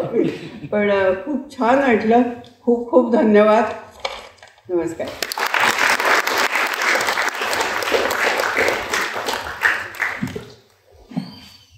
धन्यवाद विजुते. खरंच तो जेराशमधला दिवस मला तू म्हणतेस त्याप्रमाणे आठवला आणि तो खरंच अविस्मरणीय होता. आणि बरं का, त्याच वेळच्या त्या गप्पांमधून अंटार्क्टिका या 7व्या खंडाला भेट देण्याचा आमचा निश्चय पक्का झाला होता. आणि म्हणून जे दुसरं पुस्तक माझं आलं त्याचं पहिलं शीर्षक आहे सागरात हिमशिखरे. आपले पुढचे वक्ते आहेत आदरणीय विवेक गोविलकर. IIT मुंबईमधून इंजिनिअरिंगची पदवी आणि पदव्युत्तर पदवी घेतल्यानंतर जगप्रसिद्ध हार्वर्ड बिझनेस स्कूल आणि सॉफ्टवेअर इंजिनिअरिंग इन्स्टिट्यूट इथे वरिष्ठ व्यवस्थापनासाठीच्या अल्पमुदतीच्या प्रशिक्षण आणि कार्यशाळांमध्ये त्यांनी भाग घेतला. 3 दशकांहून अधिक काळ त्यांनी IT क्षेत्रात नोकरी केली. सॉफ्टवेअर डेव्हलपमेंट, प्रोजेक्ट मॅनेजमेंट अशा प्रकारच्या कामांनंतर त्यांनी quality, training and human resources या विभागांमध्ये सर्वोच्च पदावर काम केलं. या दरम्यान त्यांनी बऱ्याच देशांना भेटी दिल्या. काही देशात तर त्यांचं वास्तव्य होतं. पेशाने इंजिनियर आणि डॉक्टर झालेल्या यशस्वी व्यक्तींमध्ये ना स्वभावतःच एक आर्टिस्ट जिवंत असतो असं माझं मत आहे. म्हणजे कारकिर्दी दरम्यान किंवा निवृत्तीनंतर तो कार्यरत होतो. विवेक गोविलकर यांच्यामध्येच असा एक साहित्यिक दडलेला होता. आणि ते एक हौशी वादक आणि साऊंड रेकॉर्डिस्टसुद्धा आहेत. जाहीर कार्यक्रमात ते संवादिनी साथ करतात. नियतकालिका आणि दिवाळी अंकांमधून त्यांनी विपुल लेखन केलेलं आहेच, परंतु इंग्रजी आणि मराठी भाषेत त्यांची एकंदर 5 पुस्तकं प्रसिद्ध झाली आहेत आणि त्या पुस्तकांना अनेक प्रतिष्ठित पुरस्कारांनी गौरवान्वित केलेलं आहे. द टेक ओव्हर ही इंग्रजी कादंबरी, युनायटेड आयर्न अँड स्टील ही मराठी कादंबरी, पाऊल वाजे आणि the boss is always right हे 2 मराठी कथासंग्रह अशी विवेक गोविलकर यांची ही साहित्यिक संपदा आहे. आणि त्यांच्या लिखाणाचं अजून एक वैशिष्ट्य म्हणजे ते इंग्रजी पुस्तकांचं अतिशय मार्मिक असं परीक्षण करतात. आणि हा त्यांचं 5वं जे पुस्तक आहे हा ग्रंथसागरू ये वडा हा त्यांच्या निवडक परीक्षणांचा संग्रह आहे. तर मी आता विवेक गोविलकर यांना विनंती करते की त्यांनी tales of growing less ordinary या पुस्तकावरील आपले विचार सादर करावेत. विवेक गोविलकर. नमस्कार. Tales of growing less ordinary या पुस्तकाचे लेखक विनोद अलकरी, व्यासपीठावरचे मान्यवर, ग्रंथालय परिवाराचे सदस्य आणि पुस्तक विषयक कार्यक्रमासाठी जमलेले श्रोते आणि प्रेक्षक. आपलं पुस्तक प्रसिद्ध होणं हा लेखकासाठी अतिशय आनंदाचा विषय असतो आणि ह्या आनंदामध्ये मला सहभागी करून घेतल्याबद्दल मनापासून आभार. लेखकाची ही कथा लहान गावातून येऊन अथक प्रयत्न आणि चिकाटी दाखवून आयुष्यात विशेष काहीतरी करून दाखवणाऱ्या लोकांचं प्रतिनिधित्व करते. या प्रवासात अनेक टप्पे आहेत. प्रत्येक टप्प्यामध्ये वेगवेगळी आव्हानं आहेत, वेगवेगळ्या आशा आहेत. लेखक आपल्या परीने कथा सांगत असतो आणि या कथेतून वाचकाच्या मनात प्रतिनाद म्हणजे रेझोनन्स निर्माण झाला तर लेखक आणि वाचक याच्यात एक विशेष नातं तयार होतं. विजयाताई आणि लेखक यांची पहिल्यापासून मैत्री होती. त्यांनी त्यांच्या वैयक्तिक अनुभवातनं अनेक गोष्टी सांगितल्या. माझा लेखकाशी अजिबात परिचय नव्हता. जो काही परिचय आहे तो मी हे पुस्तक वाचलं त्यातनंच तयार झालेला आहे आणि त्या परिचयातनं त्यांचे आणि माझे अनुभव कधी कधी कसे जुळतात याविषयी मी बोलणार आहे. अर्थात त्यांच्या अनुभवामधला भोपाळ, इराक आणि नायजेरिया हा जो अतिशय धोकेदायक आणि थरारक असा भाग आहे तो माझ्या आयुष्यात कदाचित सुदैवाने किंवा कदाचित दुर्दैवाने नाही, पण जो काही अनुभवामध्ये सारखेपणा आहे त्याविषयी मी काही बोलणार आहे. तसं पाहायला गेलं तर त्यांचं आणि माझं कार्यक्षेत्र अगदी वेगळं. पण आंतरराष्ट्रीय प्रवास, इतर देशांच्या नागरिकांबरोबर कामाचा अनुभव, विविध संस्कृती समजून घेऊन त्यासाठी आपण आपल्यात बदल करणं आणि जिथे योग्य आणि शक्य असेल तिथे आपल्या संस्कृतीचा इतरांना परिचय करून देणं, या गोष्टी आंतरराष्ट्रीय स्वरूपाची कामं करणाऱ्या लोकांना कराव्या लागतात. मी जेव्हा पहिल्यांदा अमेरिकेला गेलो तेव्हा माझ्या बॉसनी मला बोलावून सांगितलं की तू एक गोष्ट लक्षात ठेव, तू भारताचा प्रतिनिधी म्हणून जातोस. जरी मी खाजगी कंपनीत असलो तरी तू जे काही करशील, बोलशील, वागशील त्यावरनं लोक भारताविषयी काही निष्कर्ष काढतील. या काही गोष्टी मी कायम लक्षात ठेवल्यात त्यापैकी ही एक गोष्ट आहे. आज जे तरुण मुलं परदेशी जातात त्यांना सिनेमा, TV, वेब सिरीज या सगळ्या गोष्टींमधनं परदेशातल्या अनेक गोष्टींची माहिती आधीच मिळालेली असते. पण आम्ही जेव्हा परदेशी गेलो तेव्हा कित्येक गोष्टी माहिती नसल्यामुळे कधी कधी एम्बॅरॅसिंग किंवा कधी कधी विनोदी असे प्रसंग निर्माण झाले. या लेखकाच्या पुस्तकात व्हिजा आहे का विचारल्यावरती पासपोर्टवरचा व्हिजा असा त्यांचा समज झाला. माझ्या बाबतीत एक वेगळ्या प्रकारचा प्रसंग घडला. मी एका कामासाठी कन्सल्टंट म्हणून गेलो. 30-40 तासाच्या फ्लाईटनंतर 2 तासाची मीटिंग, पुन्हा पुढची फ्लाईट, कारण त्या मीटिंगचं टेक्निकल नेतृत्व माझ्याकडे होतं. आणि आम्ही सगळे शेवटी सॅन डिएगोला गेल्यानंतर तिथल्या हॉटेलमध्ये चेक इन करताना त्यांनी मला व्हिसा किंवा मास्टर कार्ड आहे का विचारलं. हा काळ आहे 1987चा. त्या काळामध्ये भारतीय लोकांना इंटरनॅशनल क्रेडिट कार्ड सहजासहजी मिळणं शक्य नव्हतं. त्यामुळे मी इथे टेक्निकल लीडर आहे पण माझ्याकडे व्हिसा कार्ड नाही आणि माझ्या एका ज्युनियर सहकार्याचं, अमेरिकन सहकार्याचं व्हिसा कार्ड मला वापरायला लागतं आहे. अशा प्रकारची परिस्थिती निर्माण झाली. आणि अमेरिकन लोकांना त्यांच्यापेक्षा जे काही वेगळं असेल ते विचित्रच वाटतं. म्हणजे हे काय आहे, हे कुठून आले लोक, अशा प्रकारे. स्वस्तातली तिकीटं काढणं हा भारतीय कंपन्यांचा तर एक भाग असतोच. आणि त्यामुळे जी flight Mumbai, Frankfurt, Los Angeles किंवा मुंबई, लंडन, लॉस एंजलिस अशी होऊ शकली असती, त्याच्याऐवजी मला Mumbai, Kuwait, Rome, London, New York, Chicago, LA असं करत जायला लागलं. आणि हे अनुभव येतातच, त्याच्यासाठी लोकांना तयार राहायला लागतं. 30-40 वर्षापूर्वी विशेषतः कोणी मुलगा, मुलगी घरातली परदेशी निघाली की ही एक भली मोठी गँगच्या गँग विमानतळावर येणं हा सगळ्यांचा अनुभव होताच. आणि त्याच्यामध्ये मग काका, मामा, चुलत मामे, भावंड, आते भावंड सगळे हे 15, 20, 25 लोक मला आठवतं आहे पहिल्यांदा मी जेव्हा विमानात शिरत होतो तेव्हा सगळे लोक माझे मित्र नातेवाईक काचेच्या आड होते आणि रात्रीची वेळ काही दिसणं शक्य नव्हतं, पण माझ्या 2-3 भावंडांनी कॅमेरे आणले, त्याचे फ्लॅश त्यांनी मारून मला दाखवले की शेवटी मी त्यांना हात केला की बघा ठीक आहे. स्थानिक परिस्थिती माहिती नसल्यामुळे पण असे काही काही विनोदी प्रसंग ओढवतात. म्हणजे आज मागे वळून बघताना मला ते विनोदी वाटतात. 36 तासाच्या विमान प्रवासानंतर मी लॉस एंजलिसला उतरलो आणि पुढची माझी फ्लाईट मिस झालेली आहे. 11ला फ्लाईट होती, मी 11:30ला पोहोचलो रात्री. आता काय करायचं, कारण पुढची फ्लाईट सकाळी 6 वाजता होती.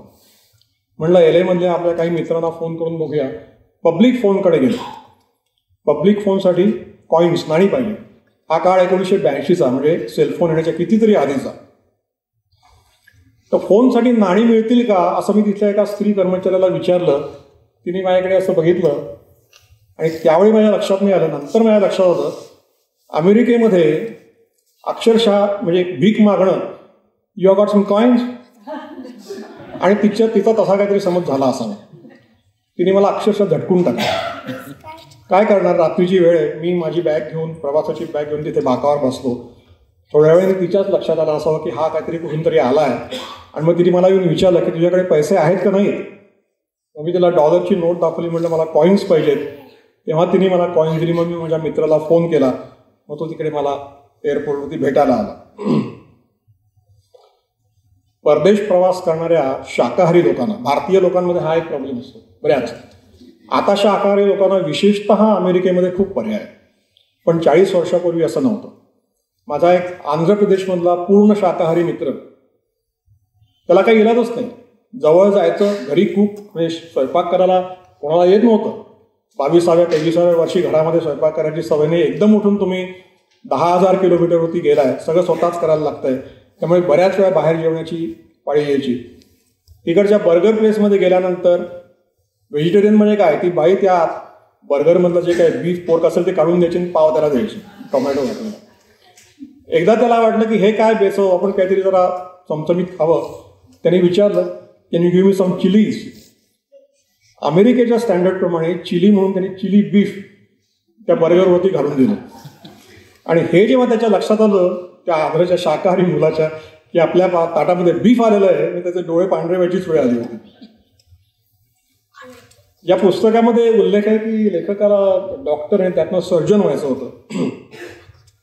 आम्ही साधारणपणे एकाच पिढीचे. त्यावेळी खरोखरच जास्त पर्याय नव्हते. म्हणजे शाळा झाली की डॉक्टर, इंजिनियर, कदाचित वकील म्हणा, प्राध्यापक म्हणा, ह्याच्या पलीकडे फारसे काही पर्याय नव्हते. नंतर मात्र परिस्थिती बदलत गेली. आज जर बघितलं तर म्हणजे कधी कधी मी माझ्या मुलाला आणि त्याच्या मित्रांना सांगतो, ते म्हणतात हा जॉब आवडला नाही, तो जॉब आवडला नाही. म्हणलं जॉबमध्ये काय आवडण्यासारखं असतं, जॉब इज जॉब.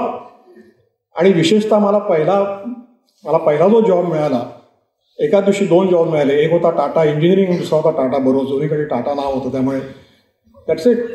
टाटा नाव आहे, जॉब आहे, काय आणखीन पाहिजे. पण आता ती परिस्थिती बदलली आहे.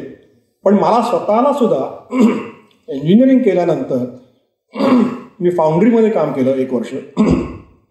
मग सॉफ्टवेअर डेव्हलपमेंटमध्ये गेलो, प्रोजेक्ट मॅनेजमेंट केली, मग क्वालिटीमध्ये गेलो, मग ट्रेनिंगमध्ये गेलो आणि शेवटची 9 वर्ष मी ह्युमन रिसोर्सेसचा वर्ल्ड वाईड हेड होतो.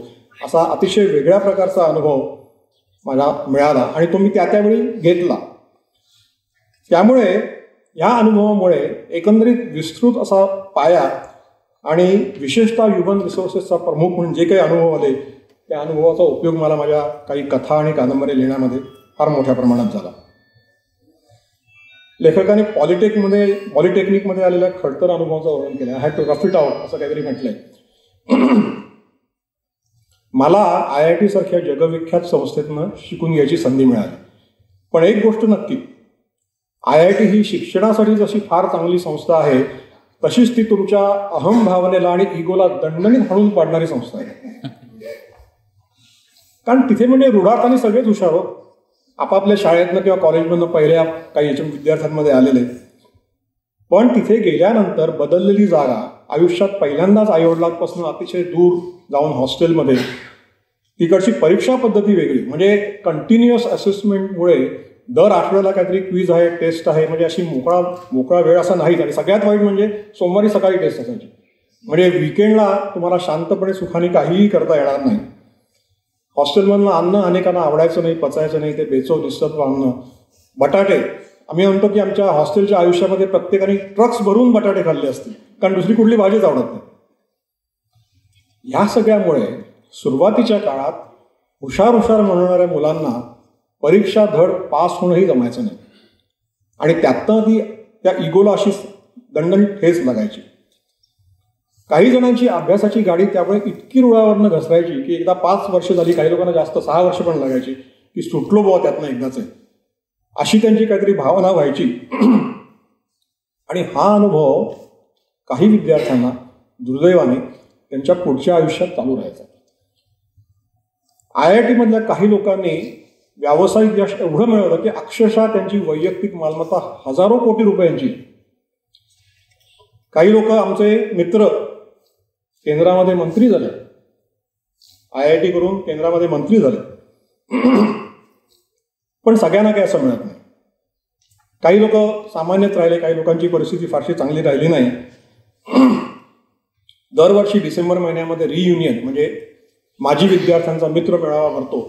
अशा मेळाव्याला याची अनेकांची इच्छा असते, पण काही लोक अत्यंत यशस्वी मित्रांपुढे न्यूनगंड वाटल्यामुळे यायचं टाळतात.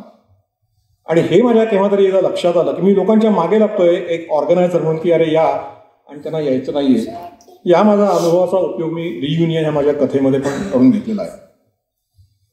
अमरावतीसारख्या लहान गावात इंडस्ट्री नसल्यामुळे तरुणांची कुचंबणा होते असाही काही उल्लेख पुस्तकामध्ये आहे, आणि हा प्रश्न जगामध्ये सगळीकडेच येताना दिसतो. गावातल्या शेतीवरती सगळ्यांच्या गरजा भागू शकत नाहीत, आणि आज काही कोणी झोपडीत राहून 2 वेळची भाकरी मिळाली की पुरे असं कोणी म्हणू शकत नाही. त्यामुळे शहरांकडे लागणारी रीग आणि शहरांची बेसुमार वाढ ही जगात सगळीकडेच दिसते. आपण कुठलीही शहरं बघा, टोकियोपासून न्यूयॉर्कपासून सगळ्या शहरांची प्रचंड वाढ होते, आणि याच्यावरती आज प्रचलित असलेल्या कोणत्याही आर्थिक किंवा सामाजिक तत्वप्रणालीमध्ये चांगलं उत्तर आहे असं मला वाटत नाही. हे जोपर्यंत उत्तर मिळत नाही तोपर्यंत गावाकडून शहराकडे होणारा प्रवास किंवा गावांचं योजना शून्य शहरीकरण या गोष्टी काहीशा अटळ आहेत. महिना 148 रुपये पगार मिळायला लागल्यावरती लोक लेखकाला उपवधू समजायला लागले. ही आपल्या समाजाची मानसिकता आहे. मला आठवतंय, मला पहिला जॉब मी तुम्हाला सांगितलं, मला टेल्कोमध्ये ऑफर आली होती.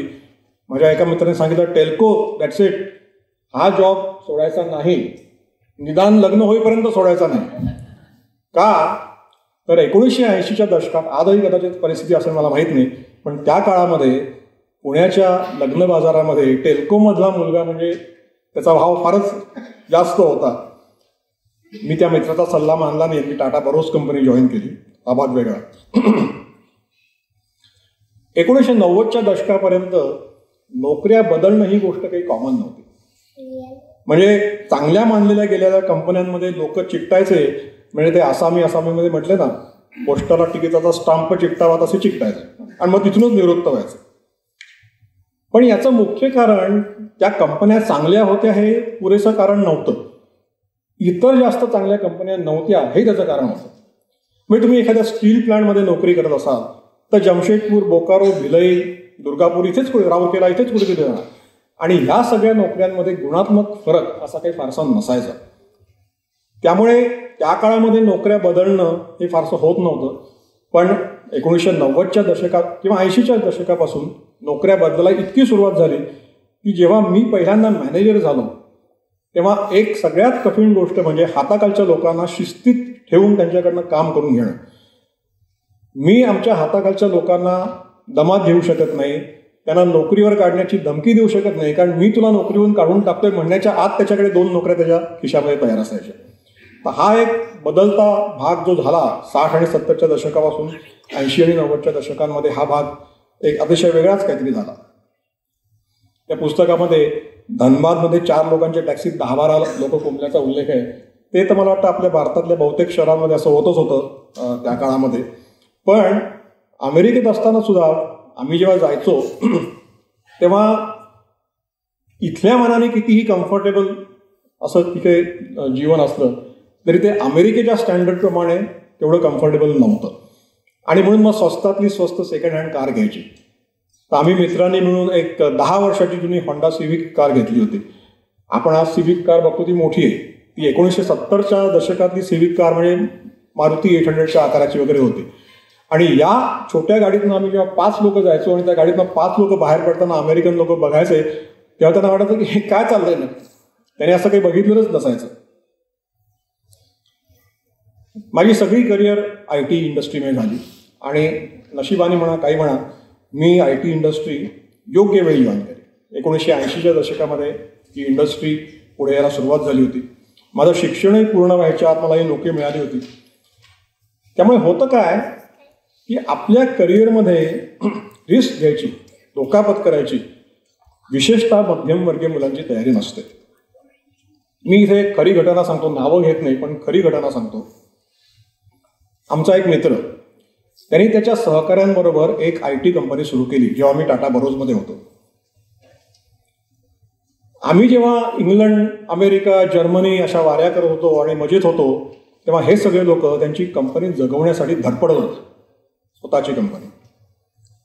तेव्हा आम्ही आपापसात म्हणायचो की बघा त्यापेक्षा आपलं बरं चाललंय, we are much better off. पुढे काही मतभेद झाल्यामुळे आमच्या या मित्रांनी ही कंपनी सोडली.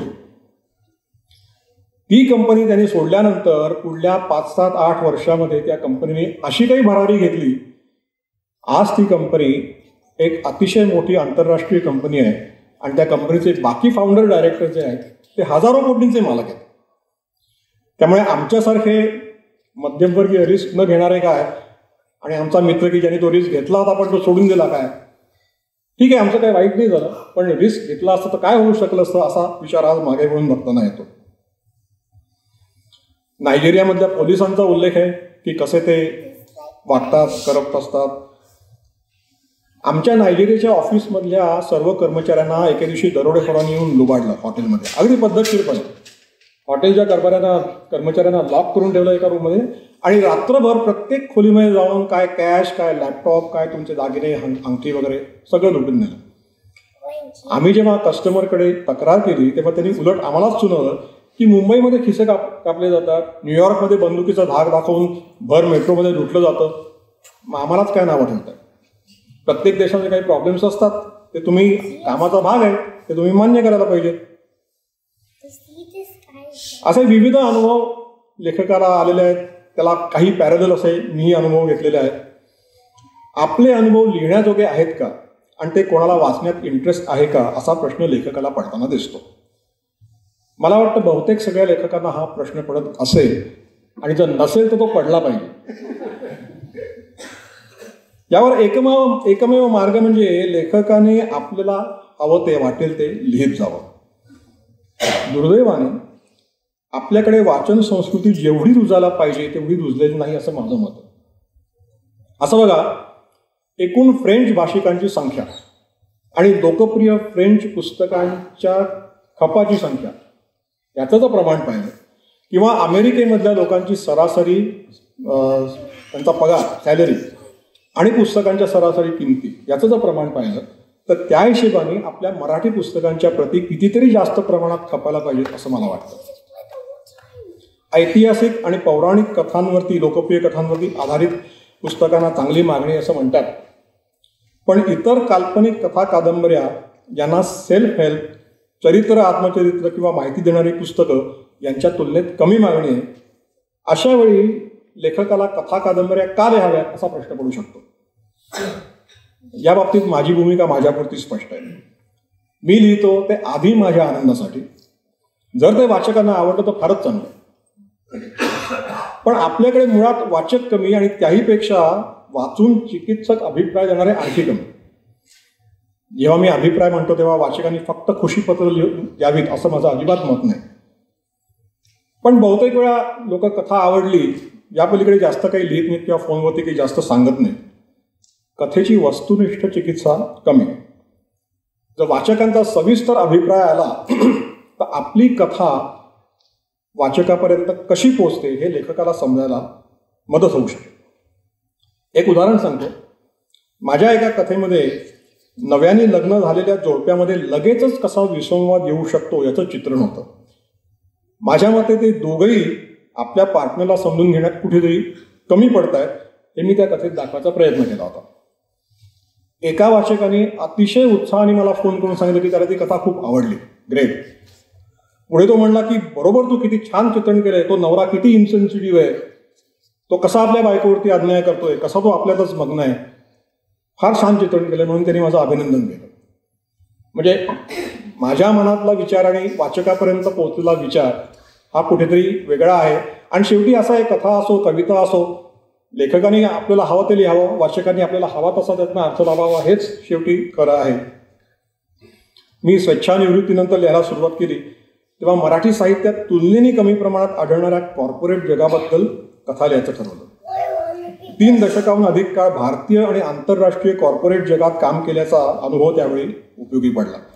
त्यामुळे मी ग्लास सिलिंग ही एक संकल्पना आहे, रिक्रुटमेंटमधले घोटाळे, 2 मित्रांमध्ये टोकाची सत्ता स्पर्धा, बॉस आणि सबऑर्डिनेट यांच्यातले वैयक्तिक आणि व्यावसायिक संबंध यांच्यातली गल्लत, कामाच्या जागी होणारा लैंगिक छळ, करिअरमधल्या महत्वाकांक्षेमुळे नवविवाहित जोडप्यांमध्ये येणारा विसंवाद, अमेरिकेच्या राजकारणाचा भारतीय व्यवसायावरती होणारा परिणाम, मोठ्या कंपन्यांमधलं जीव घेणं राजकारण, अशा प्रकारचे विषय हाताळले.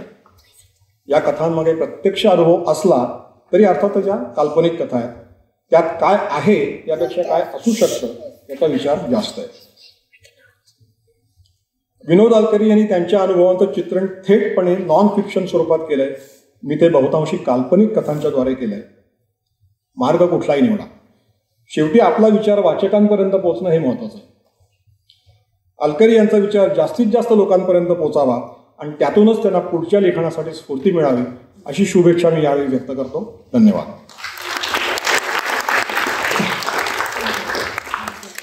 धन्यवाद विवेकजी. तुमचं भाषण ऐकून खूप रिलेट करता आलं. पुस्तकातील आणखी एका उतार्याचं, छोट्याशा उतार्याचं अभिवाचन करण्यासाठी मी अमेय अलकरी यांना स्टेजवर येण्याची विनंती करते. नमस्कार. The chapter that I'm reading is Adventurous Meeting with the Minister in Baghdad City, Iraq. Going into Baghdad City to meet the government counterparts was dangerous, to say the least. UN's security protocols were very stringent. The process commenced with finding the GPS coordinates for the minister's house.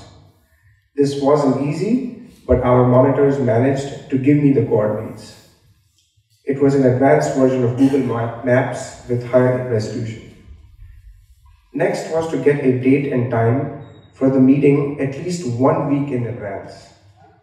This was tricky because the minister may give you the date for the meeting, but he may be somewhere else on the meeting day. Since the UN did not have any of its forces in Iraq, we had to depend on the US Army. The minister liaised with the US Army, but their availability and the minister's date would not match. It happened twice, but the third time I got lucky. We got okay from the US Army and the minister for a meeting at around 11 a.m. at the minister's residence in Baghdad City. Now to the actual process. The drill was that I will be accompanied by my armed security officer. He will carry all essential medicines and tools to survive an attack. We all will be fully protected with safety jackets and helmets to be worn all the time. There were 3 Humvees with several US Army soldiers. Machine guns were mounted on the Humvees. The convoy was 1 Humvee in the front, 1 in the middle, in which I and the security officer sat, and a 3rd Humvee to bring in the rear. 2 helicopters assessed the planned route for safety. Those were to be on standby to offer us cover and, if necessary, evacuate us. After getting an okay, our convoy proceeded towards the city. We stopped at the 14th July bridge for a few minutes as the helicopters cross-checked the route. The soldiers on the Humvees were all ready to fire machine guns if they saw any threat. In Iraq, only the ones who were careful survived. There were no second chances. We then proceeded toward the minister's home, a few kilometers into the town. His home was 100 meters away from the main road. The soldiers wanted the Humvees to go up to the gate of the minister's home so that I will be least exposed to any threat. The minister wouldn't agree. No US Army vehicle was to come anywhere near his home. I wondered if I will end up not meeting the minister if the Army guys did not budge. We were totally at the mercy of the US Army. But good senses prevailed, and it was agreed that I would walk that 100-meter to the minister's home. As per safety protocols, they would not allow me to just walk on the side of the road. 8 soldiers formed a cordon, their arms ready to fire. The security officer and I were inside the cordon. This mini convoy proceeded to the minister's home. The protective cordon of 8 soldiers was safe enough as it kept me covered from all the sides. It looked quite like what one sees in the Hollywood movies. Only I was allowed to get inside the minister's home. The rest of the convoy members were guarding the house, and I was given 30 minutes by the US Army at that location. Once inside the minister's home, I took off the jacket and helmet and apologized to the minister for all the hullabaloo we caused, but I had to follow the rules. He was quite fine with it. We discussed the program issues, and the meeting ended with both sides satisfied with the progress we were making. Exactly after 28 minutes, my security officer hinted that it was time to move. I said bye to the minister. The journey back was as uneventful.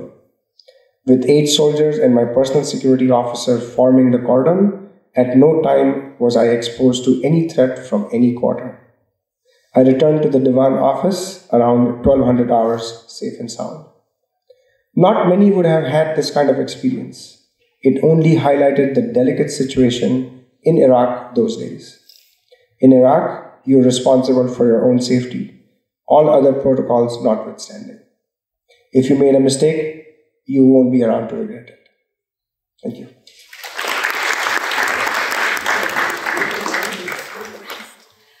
अशा चित्तथरारक प्रसंगांचं वर्णन या पुस्तकात आहे. त्यामुळे आज हे पुस्तक 350 रुपयाचं सवलतीत तुम्हाला 200 रुपयाला मिळणार आहे. त्यामुळे ते विकत घेऊन वाचा, आपल्या मित्रमैत्रिणींकरता सुद्धा घ्या. धन्यवाद. आम्ही मंडळी, तुम्हा सर्वांना ते दिवस आठवत असतील जेव्हा अमेरिकेने भारताला महासंगणक देण्याचं नाकारलं होतं. आणि तेव्हा सीडॅक या केंद्रशासित संस्थेनं डॉक्टर विजय भटकर यांच्या प्रतिभाशाली नेतृत्वाखाली भारताचा पहिला स्वदेशी सुपर कॉम्प्युटर तयार केला होता, परम महासंगणक. आपणा सर्वांसाठी तो अतिशय अभिमानाचा क्षण होता. त्या टीममध्ये असलेले विवेक सावंत हे आज आपल्याला अतिथी म्हणून लाभलेले आहेत. महाराष्ट्र ज्ञान मंडळ म्हणजेच MKCLचे ते प्रमुख मार्गदर्शक आहेत.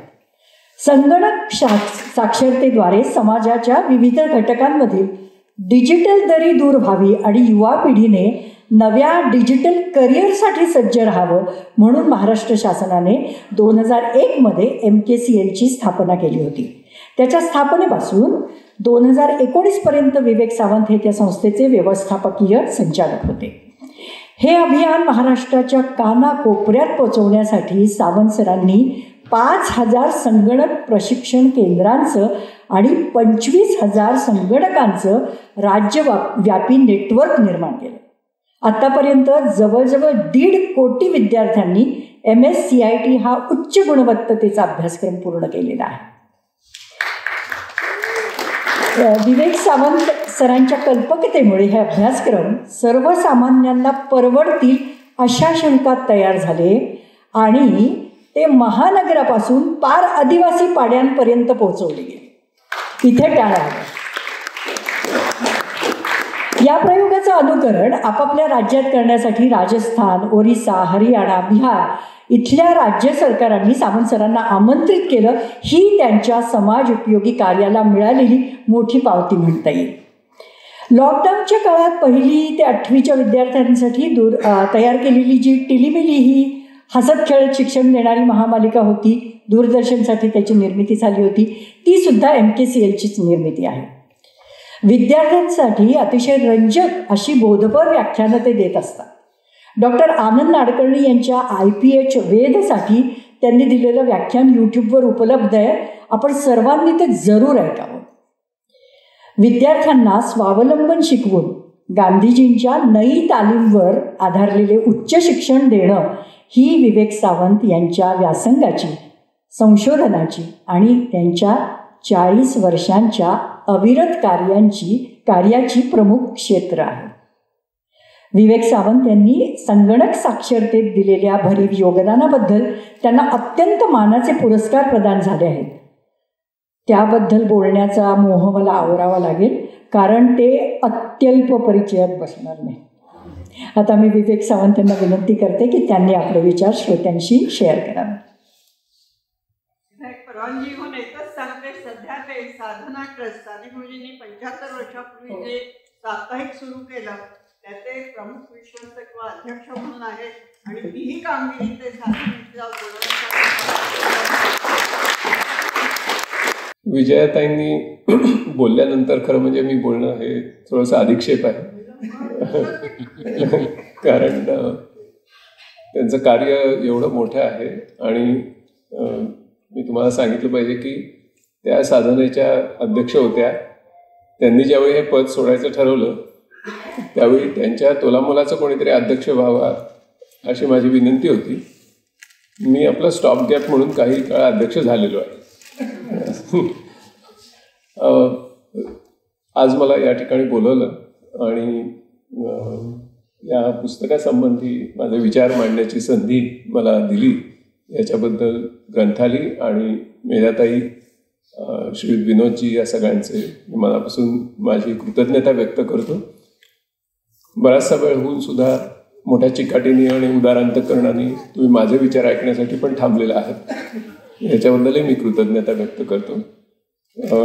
कार्यक्रमाला खूप प्रथितयश आणि ज्यांच्याविषयी मला आदर आहे अशा व्यक्ती आहेत. याच्यामध्ये अशोक नायगावकर आहेत, जस्टिस मृदुला भाटकर आहेत, कितीतरी नावं घेता येतील, पण सगळ्यांना अभिवादन करतो आणि अगदी थोडक्यात माझे विचार मांडतो.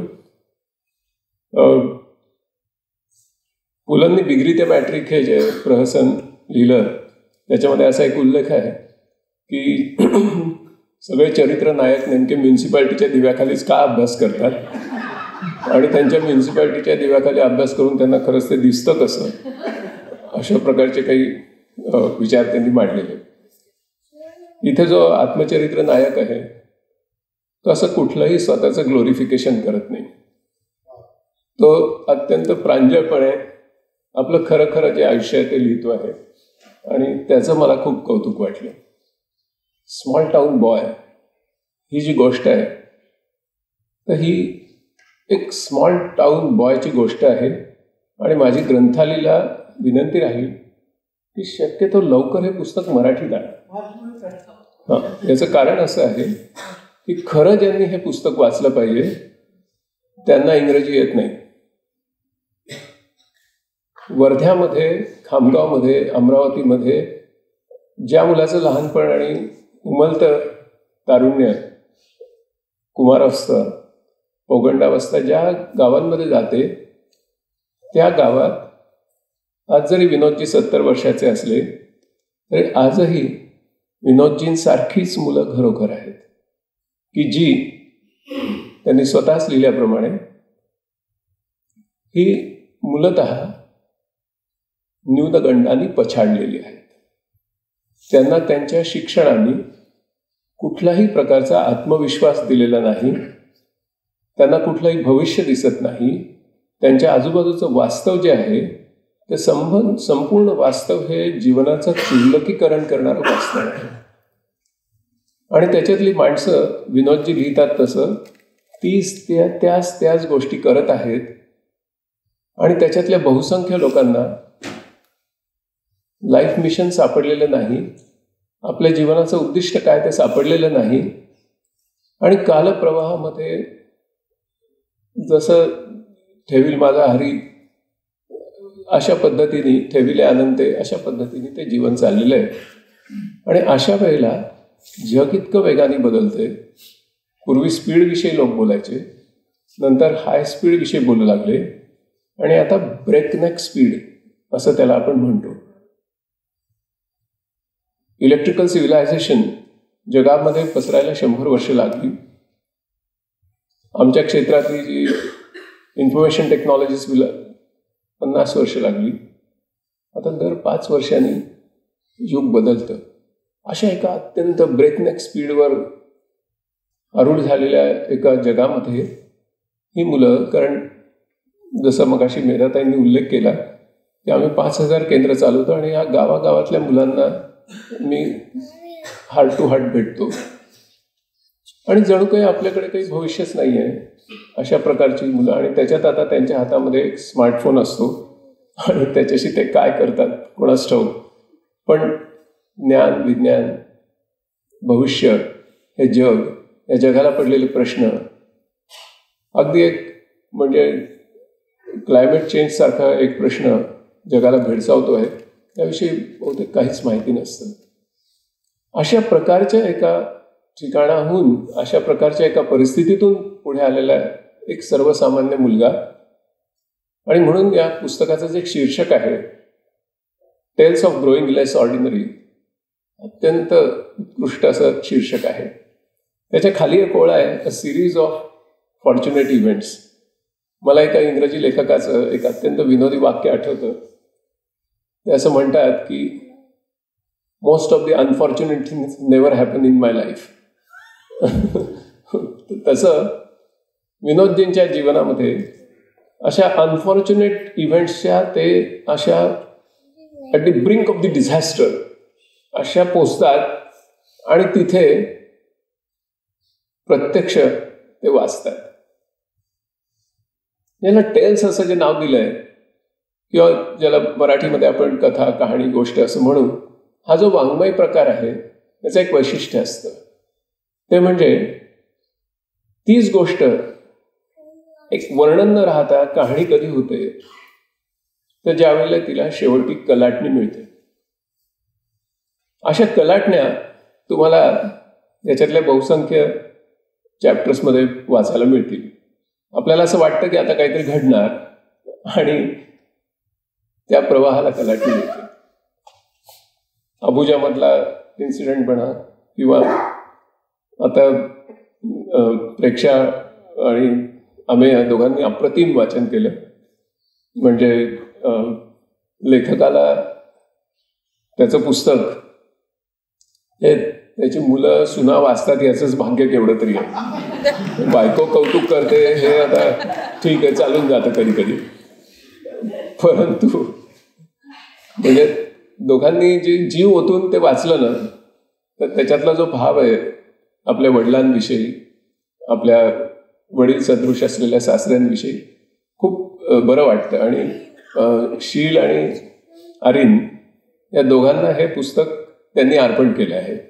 तसंच त्यांच्या आईला पण केलं आहे. आईला अर्पण करताना लेखक असं म्हणतो की ती एक अनसंग हिरो आहे. ओके. आणि आपल्या नातवांना अर्पण करताना ते म्हणतात की ते पोटेन्शियल हिरो आहेत. तर म्हणजे तर असे सगळे कुटुंब येतात आणि ऐकतात. मला एक अतिशय प्रथितयश असे रेडिओवर भाषण देणारे एक व्याख्याते माझ्या परिचयाचे, त्यांना मी सहज म्हटलं की तुमची शेतीवरची भाषणं खूप छान असतात. मला शेतीतलं फारसं काही स्वतः हात घातलेलं नाही मातीमध्ये, पण खूप कळतं त्याच्यातून, काही खूप बोध होतो. तर ते म्हटले अच्छा तुम्ही ऐकता? मी म्हटलं की खूप जण ऐकतात तुमची भाषणं. ते म्हटले जरा आमच्या घरी येऊन सांगा. विनोदजी किती लकी आहेत. आणि सुरुवातीला इथे काही माहितीची व्यवस्था जरा गडबडीची होती, स्पीकर विशेषतः, त्यावेळी मला काही फारसं ऐकू येत नव्हतं. त्याच्यामुळे जसं जसं कार्यक्रम पुढे गेला तर मला लक्षात आलं की tales of growing more audible अशा प्रकारचा हा कार्यक्रम झाला. आणि त्याच्यामुळे विजयाताईंचं भाषण हे मला व्यवस्थित ऐकू आलं. मला याच्यातलं सर्वात महत्त्वाचं जी गोष्ट वाटते ती म्हणजे की आपण एक इंजिनियर आहोत. आपली इंजिनियर म्हणून एक प्रोफेशनल अशी एक कार्यनिष्ठा आहे आणि त्या कार्यनिष्ठेचा प्रवास होत असताना आपण हळूहळू एका सामाजिक कार्यामध्ये विकसत जातो. याची एक अप्रतिम अशी गोष्ट आहे. याच्यातली पहिली जी प्रकरणं आहेत ती ऑर्डिनरीनेस विषयीची आहेत. आणि जसं जसं आपण ॲटलास कोप्को मधून ते पुढे निघतात तसं ते म्हणतात त्या नम्रतेला लेस ऑर्डिनरी असं त्यांनी म्हटलंय, पण ती एक्स्ट्रा ऑर्डिनरी आहे. From ordinary to extraordinary अशा प्रकारचा तो प्रवास आहे.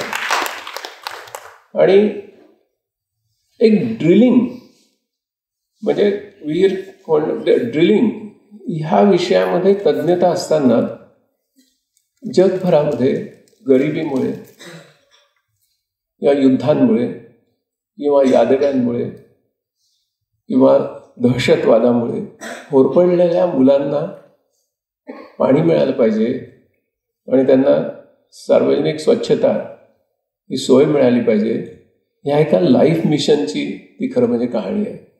आपल्याला आश्चर्य वाटेल की इतकं महत्त्वाचं कार्य म्हणजे विजयाताईंचं तर समर्पित जीवन आहे या कार्यासाठी आणि त्या पलीकडे जाऊन शिक्षणासाठी.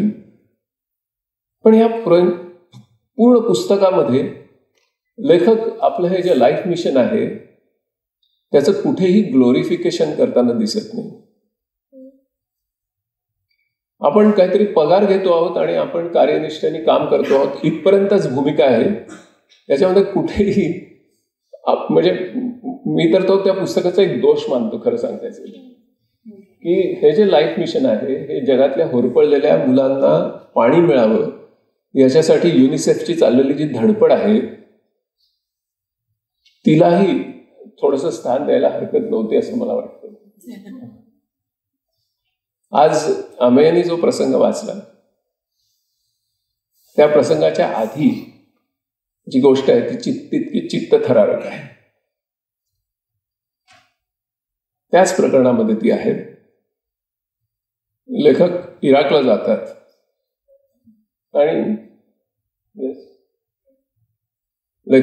जातात आणि इराकमध्ये तुम्ही फक्त जिवंत राहण्यासाठी आणि तुमचं अपहरण होऊ नये यासाठी तुम्हाला प्रशिक्षण घ्यावं लागायचं. त्याची गोष्ट आहे. कुठलंही पुस्तक हे एखादी सौंदर्याकृती जी असते तर सौंदर्यशास्त्राचा एक नियम आहे की you have to reveal enough but conceal even more. Okay, त्याच्यामुळे मी पुस्तकातली रहस्य फारशी उलगडणार नाहीये कारण आज सवलतीच्या दरात ते विक्रीला आहे. पण काही मोह आवरत नाहीत पुस्तक चांगलं वाचल्यानंतर. त्याच्यामुळे मी थोडंसं सांगतो की लेखकाला आपण किडनॅप होऊ नये याच्यासाठी सुद्धा प्रशिक्षण घ्यावं लागतंय. आणि कसं आहे प्रशिक्षण तर अचानक त्यांचे गाडी थांबवली जाते, त्यांची किल्ली काढून घेतली जाते, त्यांचे शूज काढून घेतले जातात, त्यांच्या डोळ्याला पूर्ण ब्लाइंड फोल्डिंग आपण आंधळी कोशिंबीर करताना तसं केलं जातं.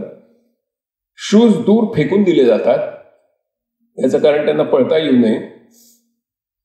त्याचबरोबर त्यांना कानाच्या जवळ मोठ्या प्रमाणात फायरिंग केलं जातं की ज्याच्या कांठळ्या बसाव्या आणि कित्येक पुढे मिनिटं कांठळ्याचा अनुभव घेत राहावं. त्यामुळे अपहरण केलेल्या व्यक्तीला कुठल्याही प्रकारचं पुढे बळच राहू नये की याच्या पुढे आपल्याला कुठे पळून जाता येईल. आणि अशा व्यक्तीला एका अज्ञात स्थळी नेलं जाईल आणि तिथे मग त्यांना ते प्रशिक्षक डीब्रीफिंग करणार आणि डीब्रीफिंग मध्ये त्यांच्या काय काय चुका झाल्या ते सांगणार आणि त्या चुकांची दुरुस्ती करण्यासाठी पुन्हा एकदा याच अनुभवातून त्यांना नेणार. तुम्ही मला सांगा की ही कितीही कृत्रिम गोष्ट असली तरी सुद्धा आम्ही अशा प्रशिक्षणातून कुठल्या तरी युद्धात होरपळलेल्या देशातल्या मुलांना पाणी मिळावं म्हणून कधी करू का? कधीतरी आपण करू का हे धाडस. वर्ध्यातून, खामगावमधून, अमरावतीमधून आलेला एक सर्वसामान्य मुलगा आपल्या ॲटलस कोपको सारख्या मल्टीनॅशनल कंपनीतून पुढे युनायटेड नेशन्स चिल्ड्रन फंडमध्ये जातो आणि आपलं हे कौशल्य जे आहे, हे कौशल्य एक अतिशय बर्निंग असा जागतिक प्रश्न सोडवण्यासाठी ते कौशल्य वापरायला सुरुवात करतो. त्याची ती गोष्ट आहे. मला दुसरं एक वैशिष्ट्य जे वाटतं ते असं आहे की लेखकाचा जो प्रांजळपणा आहे तर तो कदाचित ते अजून बनचुके लेखक झालेले नसल्यामुळे असावा, किंवा ते लेखक राव झालेले नाहीत असं म्हणून. याचं कारण त्यांनी मुद्दामून अशा काही ट्विस्ट आणून वगैरे असं ते केलेलं नाही. माझी ग्रंथालयाला विनंती राहील की ज्यावेळी मराठी तुम्ही कराल त्यावेळी भाषांतर करू नका, जरा रूपांतर करा. त्याला असा एक व्यावसायिक टच जरा द्या, कारण लेखक हे स्वांत सुखायच लिहितोय असं माझं मत आहे. लेखकाने असं ठरवलेलं नाहीये की स्मॉल टाउन बॉयजना पुढे आणण्यासाठी हे पुस्तक लिहा. माझी ती इच्छा आहे, माझी ती सूचना आहे. पण स्वांत सुखाय जे लिहिलं जातं त्याच्यातूनच वाचकांना खरा आनंद मिळतो, ही गोष्ट खरी आहे. तुलसी रामायणाच्या प्रिफेसमध्ये गोस्वामी तुलसीदास एका ठिकाणी असं म्हणतात की स्वांत सुखाय रघुनाथ गाथा. मी रामाची गाथा कशासाठी, तर स्वतःच्या आनंदासाठी मी ती वर्णन करतो आहे असं ते लिहितात. ती त्यांनी स्वतःच्या आनंदासाठी केली म्हणून आज 300-400 वर्ष आपल्याला ती आनंद देतात. त्याच्यामुळे लेखकाने हे स्वांत सुखाय लिहिले. कदाचित त्याच्या पत्नीने बराच त्याच्या मागे पाठपुरावा केलेला आहे, पण याचं मराठी भाषांतर करावं असं ज्यावेळी मी म्हणतो त्याचवेळी मी हेही नमूद करू इच्छितो की याच्यातल्या इंग्रजीचा दर्जा सुद्धा अतिशय विलक्षण आहे. म्हणजे मी आता उदाहरणं देत बसत नाही, वेळेची मर्यादा आहे, परंतु ससिंक्ट अशा प्रकारच्या एक शैली त्याच्यामध्ये, अतिशय कमी शब्दांमध्ये एक नर्म विनोद कसा निर्माण करता येतो किंवा एक थरार कसा निर्माण करता येतो हे याच्यात तुम्हाला बघायला मिळेल. आणि ते जे स्किल आहे ते इंग्रजी वाचतानाच तुम्हाला मिळू शकेल, ते इतरत्र मिळणं कठीण आहे. याच्यातलं जे प्रांजळपणाविषयी मी बोलत होतो, लेखक लहानपणी 5 रुपयाची चोरी करतो.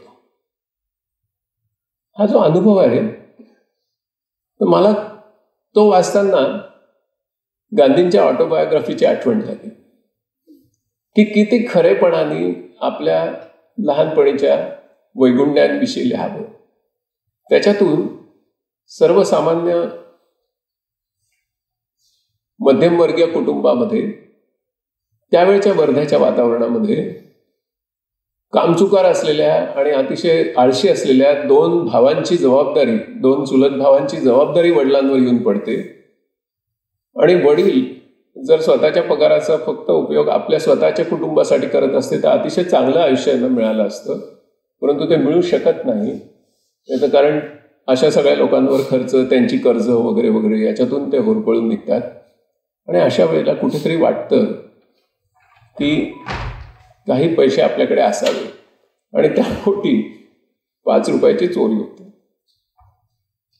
वडिलांचं मोठेपण त्यांनी वर्णन केलेलं आहे की ते काही बोलत नाहीत, पण न बोलून आपण यापुढे चोरीपासून परावृत्त झालं पाहिजे हा बोध लहान विनोदला मिळतो. प्रांजळपणाचा दुसरा एक नमुना की आपण खरंच असं धाडस नाही करू शकणार लिहिण्याचं. प्रांजळपणाचा दुसरा एक नमुना म्हणजे लेखकाला शाळा बदलल्यामुळे खामगावला गेल्यानंतर आता पास कसं होणार याची भ्रांत असते. अशा वेळेला ती शाळा मोठी प्रतियश असते, त्याच्यातले शिक्षक हे SSC बोर्डाचे पेपर सेटर असतात आणि एक मुलगा त्यांचा मित्र, ज्याला ते बाकीची मुलं जवळ करत नसतात, त्यांना हे का कोणास ठाऊक पण जवळ करतात क्रिकेटमध्ये खेळायला वगैरे. त्याच्यामुळे तो ते आपले उपकार जाणून एक दिवशी यांच्याकडे येतो आणि म्हणतो की आपले जे शिक्षक आहेत त्यांनीच हा पेपर सेट केला आणि हे मोस्ट लाईकली प्रश्न आहेत, जवळजवळ प्रश्नपत्रिका हीच येणार आहे, त्याच्यामुळे तू नापास होण्याची चिंता सोडून दे, तू नक्की पास होशील. आणि काय आश्चर्य, तेवढेच प्रश्न तयार करतात आणि मग SSC बोर्डात फर्स्ट क्लासमध्ये पास होतो, असं त्यांनी स्वतः लिहिलं. आता हा जो प्रांजळपणा आहे ना, तो खरंच विलक्षण आहे. म्हणजे मी खरं सांगतो, मी इतकी चरित्र वाचली आहे, तो काय सांगू तुम्हाला. पण सगळं बनी बनाई हुई स्टोरी ही सांगण्याचं लेखक आणि आपण आपलं स्वतःचं जस्टिफिकेशन करण्याचं लेखक प्रयत्न करतात. मला वाटतं हा जो खुलेपणा आहे, हा जो प्रांजळपणा आहे, त्याच्यामुळे हे लेखन जास्त लोकांना भिडेल, त्याच्यातला खरेपणा जो आहे त्यामुळे भिडेल अशी मला खात्री वाटते. माझा वेळ संपत आल्याची सूचना मला मोबाईल फोनने दिलेली आहे, त्याच्यामुळे शेवटचा मुद्दा करून मी संपवणार आहे. आणि तो हा आहे की हे पुस्तक आता जास्त समयोचित का आहे. याच्यात लेखकाची जी ॲडव्हेंचर्स आहेत, लेखकाचं जे जीव वाचलेला आहे, ह्या तर गोष्टी आहेतच. पण टायफॅक्ट म्हणून जी संघटना आहे, जी अब्दुल कलामांनी स्थापन केली, technology information forecasting assessment council असं त्याचं नाव आहे, त्यांचा 2017चा अहवाल प्रसिद्ध झाला आहे, 2017 पासून 2035 पर्यंत.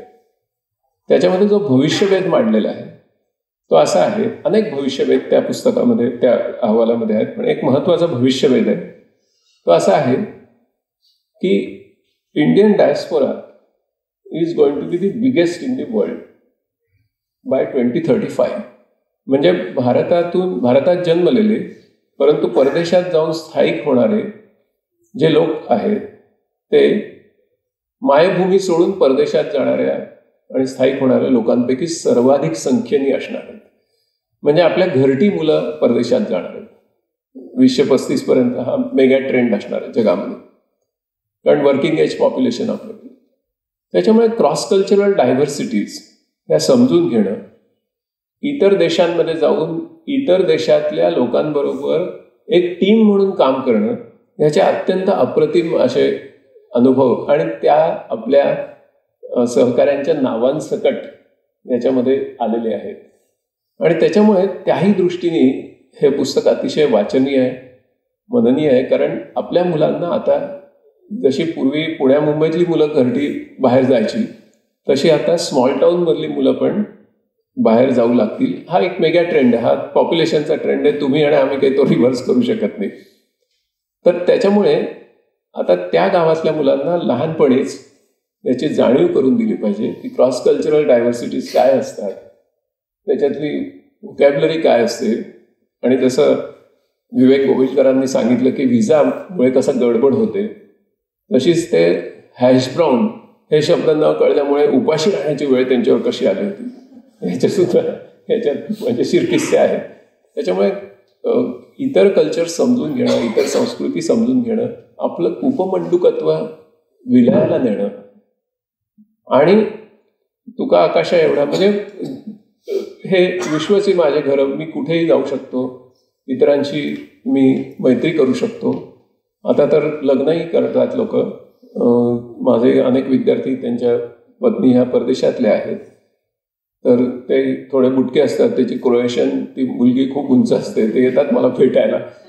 तर मला सांगायची गोष्ट काय की ही परदेशात जाणं, इतरांबरोबर काम करणं, तिकडच्या खऱ्या समस्यांना भिडणं. आणि आता आम्ही वाचताना एक मॉनिटर शब्द वाचला.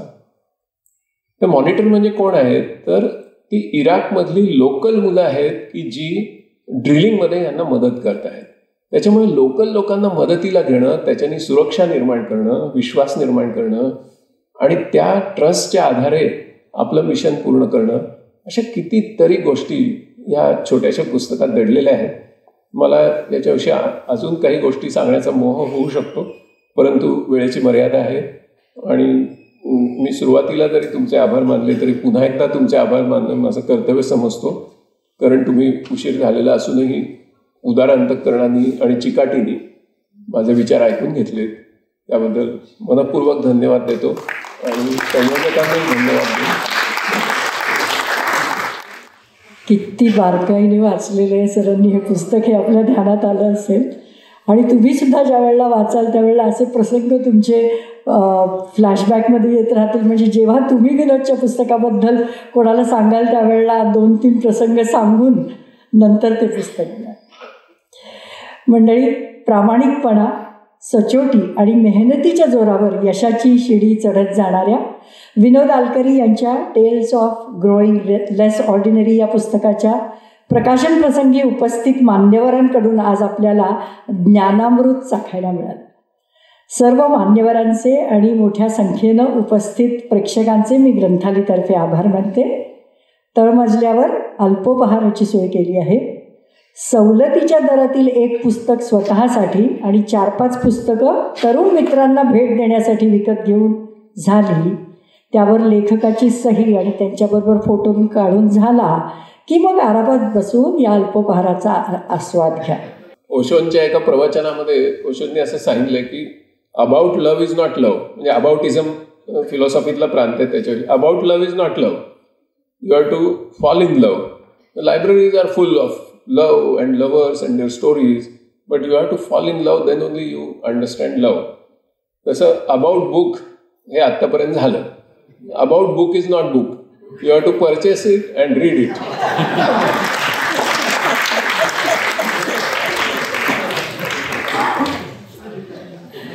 नमस्कार. आता कार्यक्रम संपला असल्याची मी जाहीर करते. अल्पोपहाराकरता तळमजल्यावर जायचं.